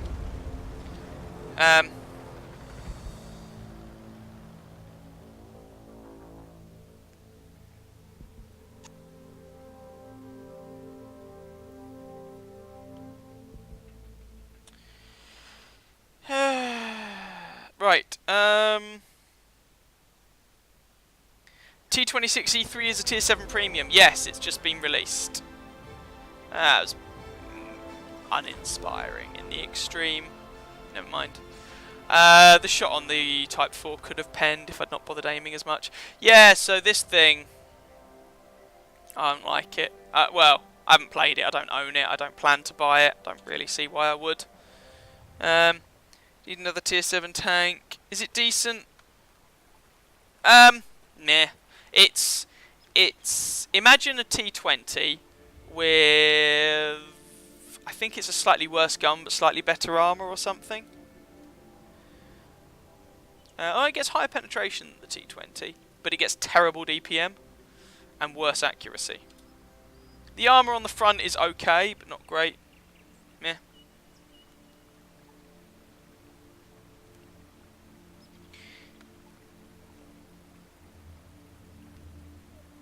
Yeah, the T23E3 used to be a Clan Wars reward tank. It had the 76mm gun from the Shermans. Bit of a pea shooter, to be honest. Then they removed it, and this is, well, the T26E3 is a different tank. It's not the T23. This is basically a stock Pershing at tier 7, pretty much. Yeah.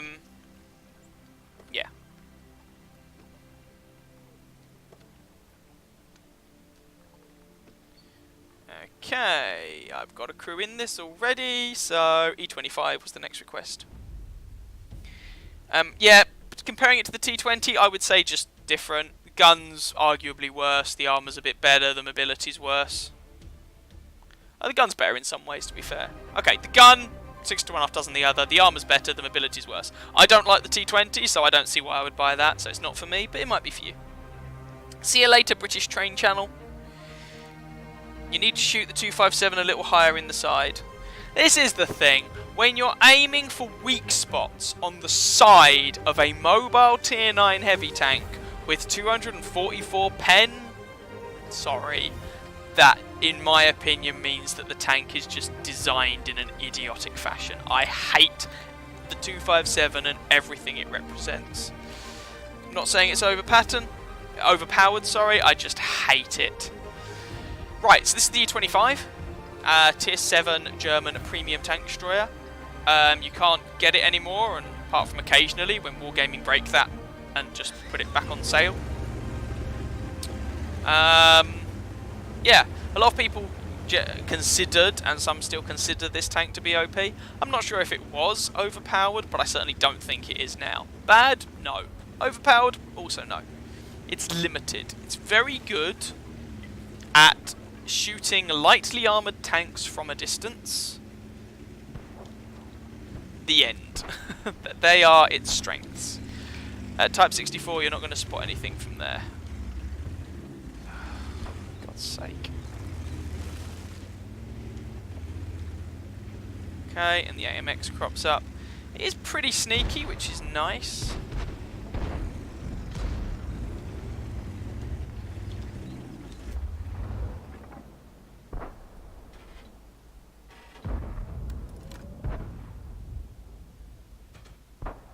Thankfully, we haven't had a massive valley push this game, but we'll see how things go overall, I guess.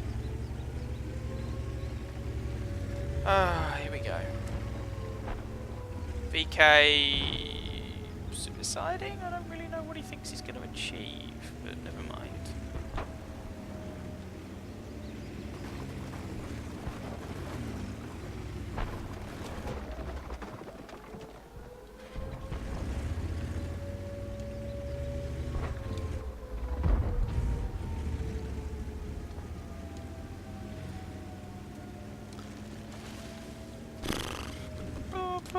Whoops, that's a house.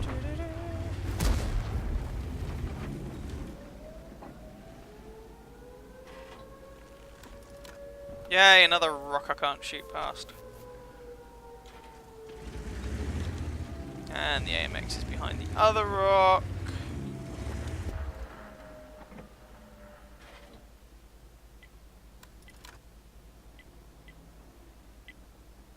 Okay, screw this. I'm going over here. I guess we're going to defend the spawn thing. Shoot up those fellas who decided to push down the valley.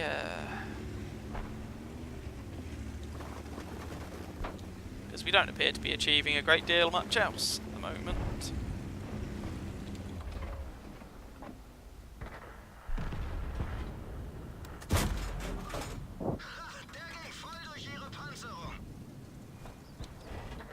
No, Mr. Tog, if you pull back, you can receive fire support. If you do not, then you can't.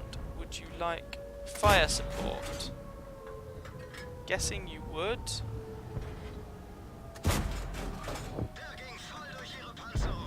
Ah, my mouse. God damn this mouse. Oh, and there's a friggin' Oni in the way.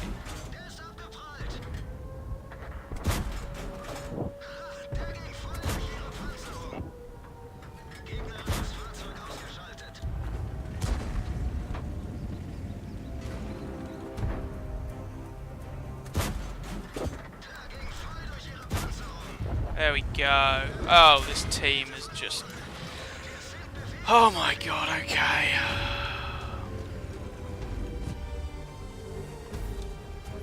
This is quite painful to watch.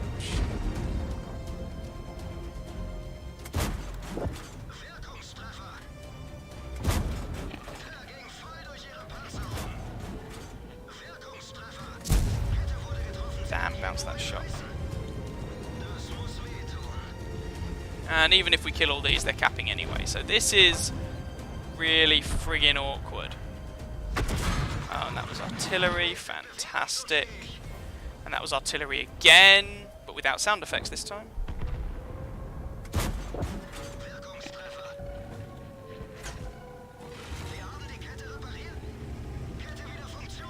Oh, jeez Louise. And they're going to cap, and I can't get through to the cap. So, there we go. That's the E25 for you. I needed to find a camping spot, or a spot to shoot from distance for it to be effective. By the time I was able to do so, my team had managed to whittle it away. But, go figure. You had a pattern do worse earlier. Stopped my med getting to the side of a tortoise and tried pushing me in front of its gun. Yeah, seems to be the day of annoying pattern drivers, apparently so. It's like a Tiger 131 then, or Heavy Tank number 6. Huh?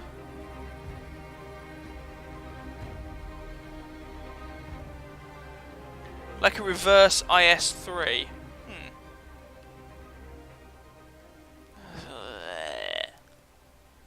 Just got farmed by an IKV. Anyway, that was the E25. I make that 2 requests left. Actually, that TM64 has a good view of the northern TD. You shoot it where you don't shoot the IS-3 and vice versa.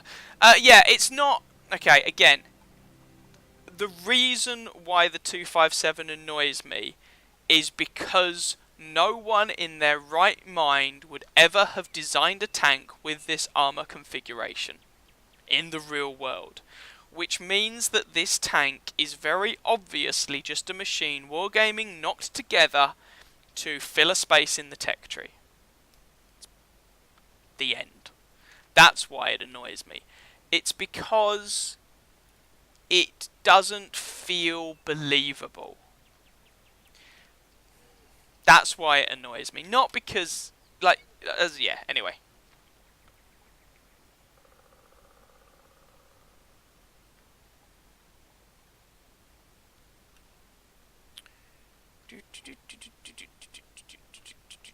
See you, poster. Yeah. I mean, I will go through the 2.5. Okay, both of these come off the IS-3. Okay, cool. So I have the 257 unlocked, as well as the T10. Just need to get around to doing stuff with both of them at some point. Like a foot space.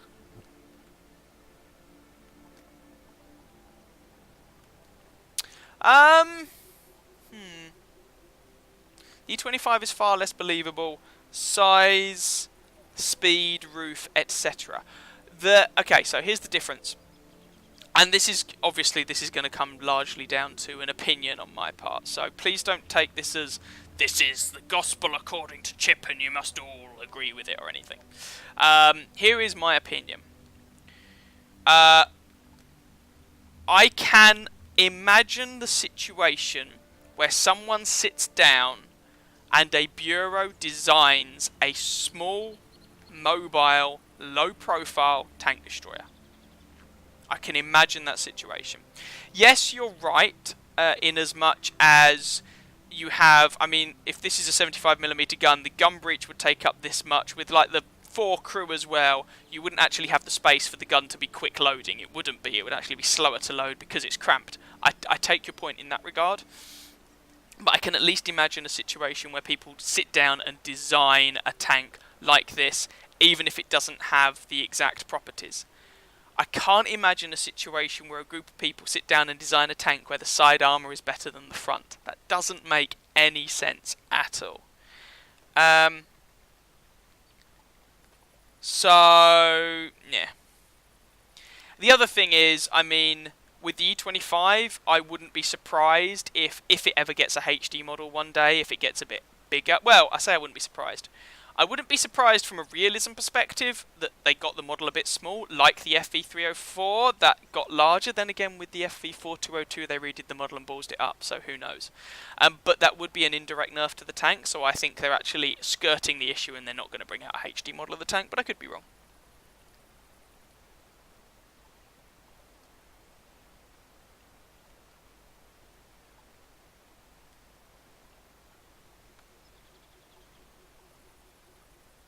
That's what you can fit.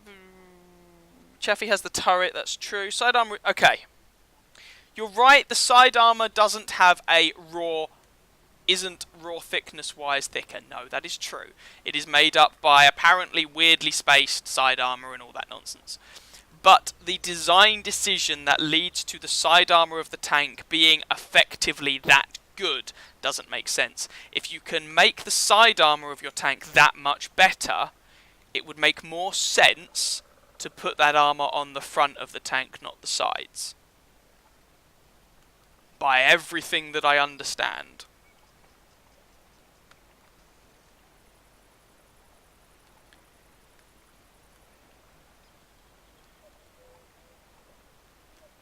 The problem is how effective spaced armor is in the game. Possibly.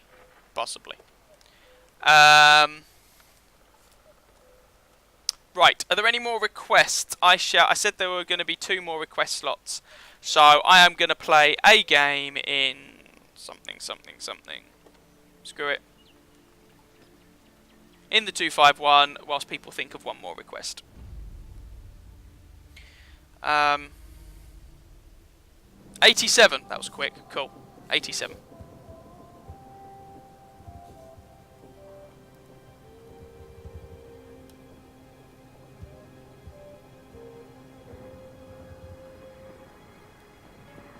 I mean, people say the side armor on the IS-3 is kind of nonsense, but on the 257 it is utterly ludicrous.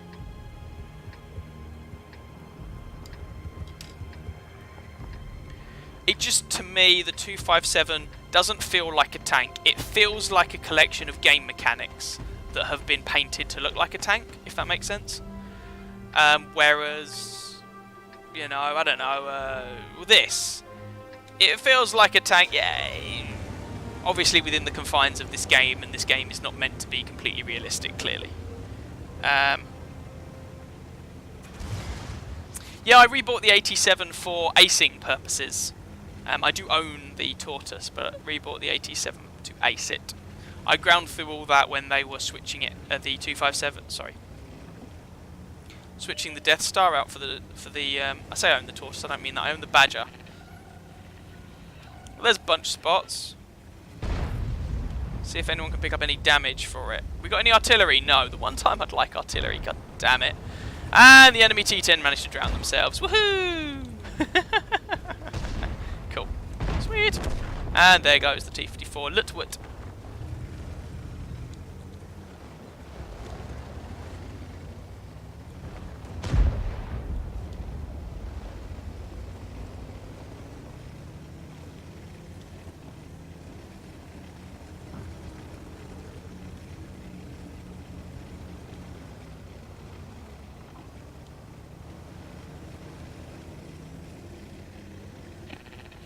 Yes, yes, yes, I'm spotter-rated, I know. Right, let's see what we can do on this map, which is another map I'm not a huge fan of. It's another corridor map in disguise. I mean, don't get me wrong, there is an area in the middle that's not corridorified, but it's kinda clunky in my humble opinion.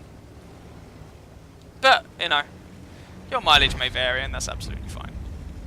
Obviously, I hope it's obvious that that's fine. I would never tell you that you have to agree with me, because that would be utter nonsense. Why on earth would that be the case? Mine is not the only valid opinion out there. Without getting into the cultural relativism of everyone's opinion is equally valid, which I don't agree with on most subjects, you know. I would, if I have a question about something medical, I would value a doctor's opinion more than, I don't know, a non-doctor's opinion. I don't think that's unreasonable.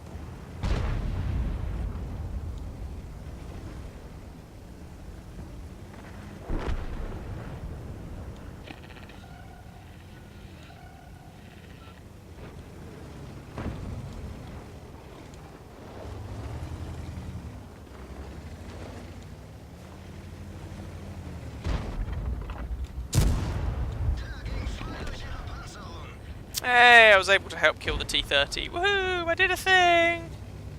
I was useful! And that WZ has taken a bit of a smacking. Whee! Okay.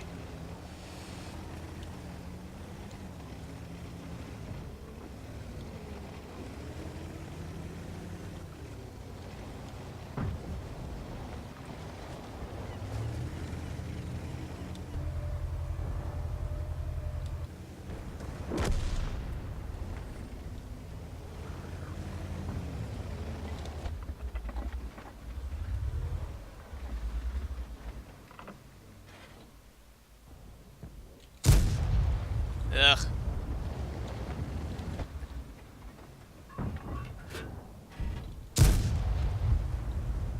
Right, 5-1. We're actually doing alright. Okay. So, we know the Gorilla's over there. We know the well, it's not the Fatten, it's the Fatten's younger brother is over there. Ah, poop.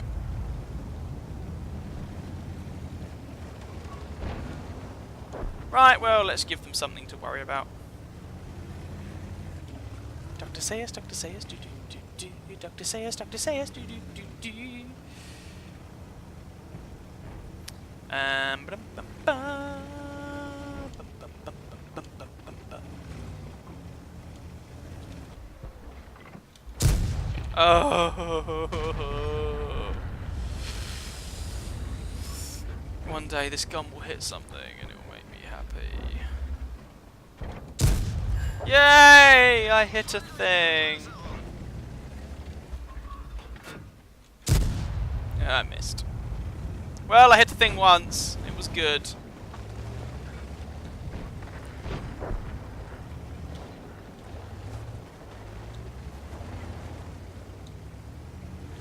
There are 2 Gorillas. Huh. For twice the awkwardness? I mean...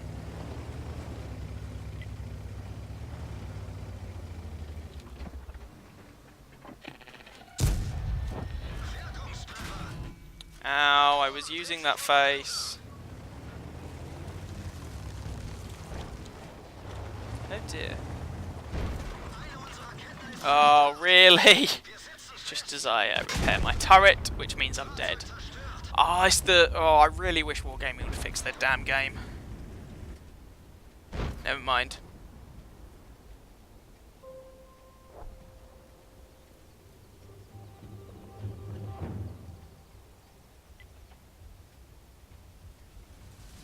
After me played 257 about twice, I got it for free as I have it. Yeah, I've not done it. I've not played it at all. Just posted image on Discord. Cool. It's the first time. No, it's not the first time I've seen this map. It's just I've not played this map very much, so it's not technically the first time. It's just yeah, I haven't played this map very much.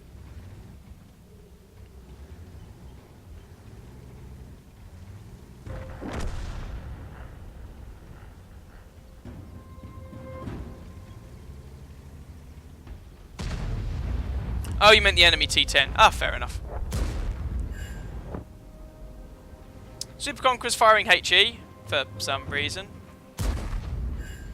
HE does more damage, guys. I mean, maybe he's run out of armor piercing. He's got 2 marks of excellence. It would seem weird to me if he'd... I don't know.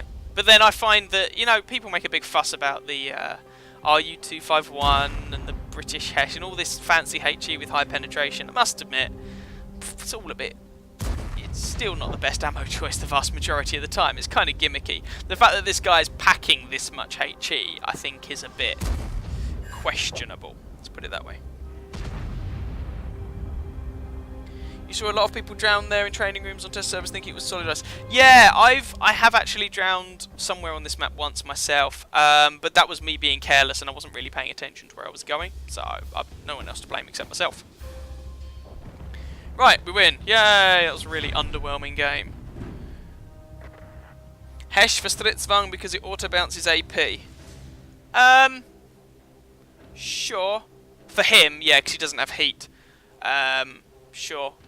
Though I would wonder, did he not have another target? I don't know. But no, that's a fair point. That is a fair point. 1, 2, 3, 4, 5. I spotted 6 and I didn't survive, so ugh. Hey, nicely done. 5k damage. Good job, mate. Good job. Right, last one then is the AT7. Last game, and then we'll call things here. And I have to go and have something to eat. I know. He needs 2mm more to pen it with AP. Yeah. Or you can just load heat for the tanks that have it and go right through, because of course you can. Why wouldn't you be able to?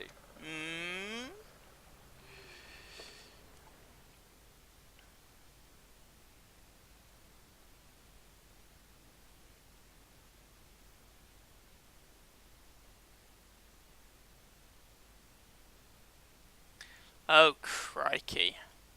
87, another tank I really don't like. But anyway, we'll see what we can do. So, good, bad, ugly. This will be the last game of the evening. Thank you, everyone, for joining me, by the way. And, yeah, thank you for joining. Even though it wasn't announced, we managed to get, what, I think at one point we had about 15, 16 concurrent viewers, which is not too shabby. What the hell am I going to do with this tank on this map? Apart from cry. At least they haven't got much artillery. D8. The problem is getting there without being spotted. I'm going to try.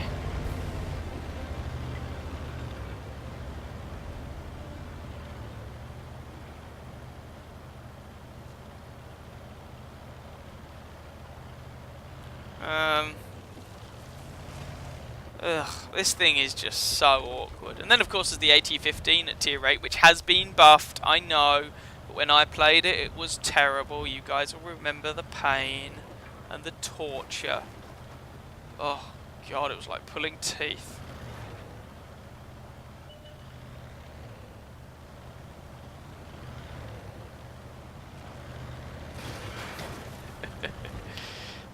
Yeah, you should be sorry. Right, positive thoughts to help this dash. Okay, what I might actually do is...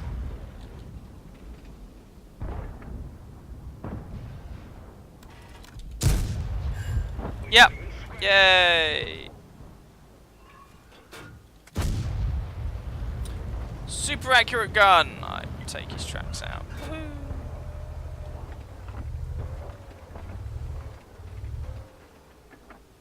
There's always some people in those bushes, so I thought it was worth having a punt. Doesn't look like I've actually achieved anything, which makes me a little sad, but never mind.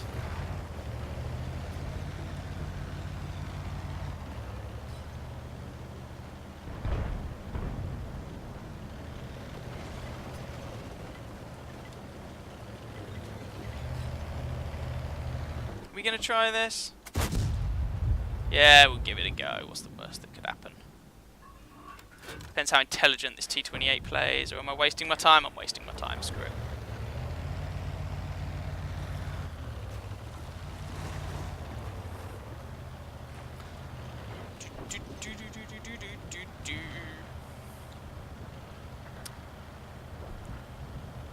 Forward, sea dogs! Cursed be him who first cries, hold enough. Slightly butchering Shakespeare there, but never mind.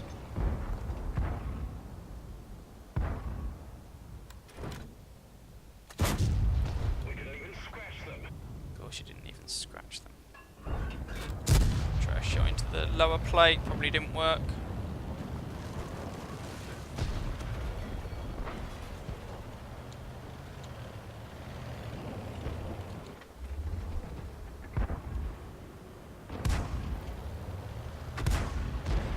Oh no, you're dead already. Oh well, screw it. I mean, I'm not going to try and use this tank's feeble strengths because I'll be here all day. So let's just push up and see what happens.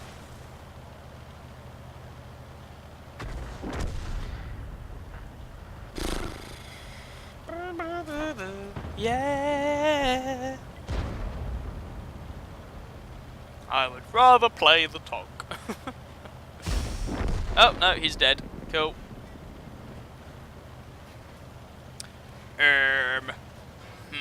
Okay, who do we have left? Because I have achieved nothing so far this game. I would like to do something, please. That would be nice.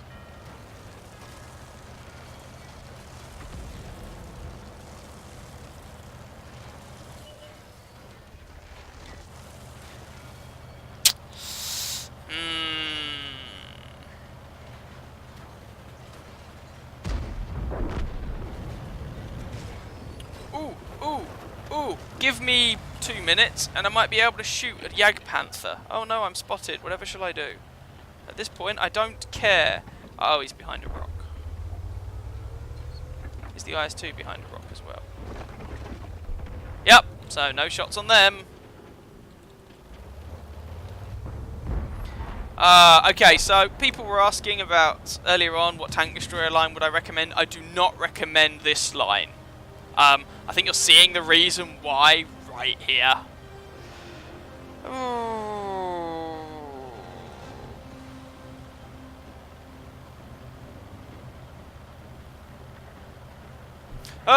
ISU, ISU, ISU, ISU, ISU. No shot.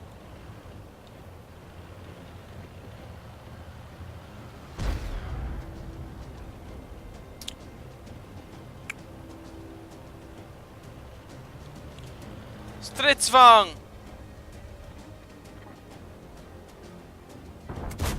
Yes! We did a thing, guys! We did a thing! That Stridsvagn really needed killing. He was crucial to their team's defense. You know, if he'd been alive, this game could have gone very differently. Oh, jeez.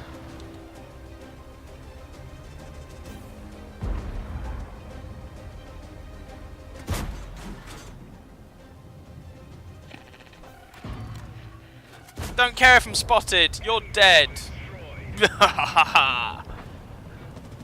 2 kills. It looks like I've actually achieved something.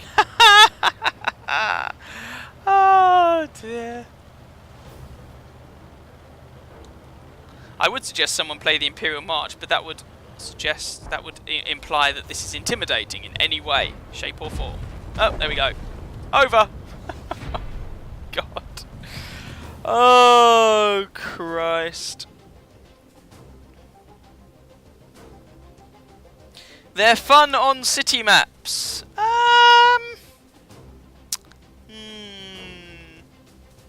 Better than my last stream ending game, that is true. That is very, very true.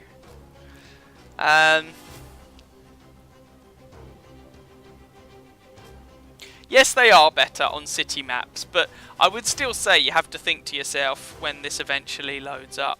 Even on a city map, you could have that, or you could have a tier 8 heavy tank. It's just going to hang now. I think Wargaming servers have just had a hissy fit and decided that they're going to give up.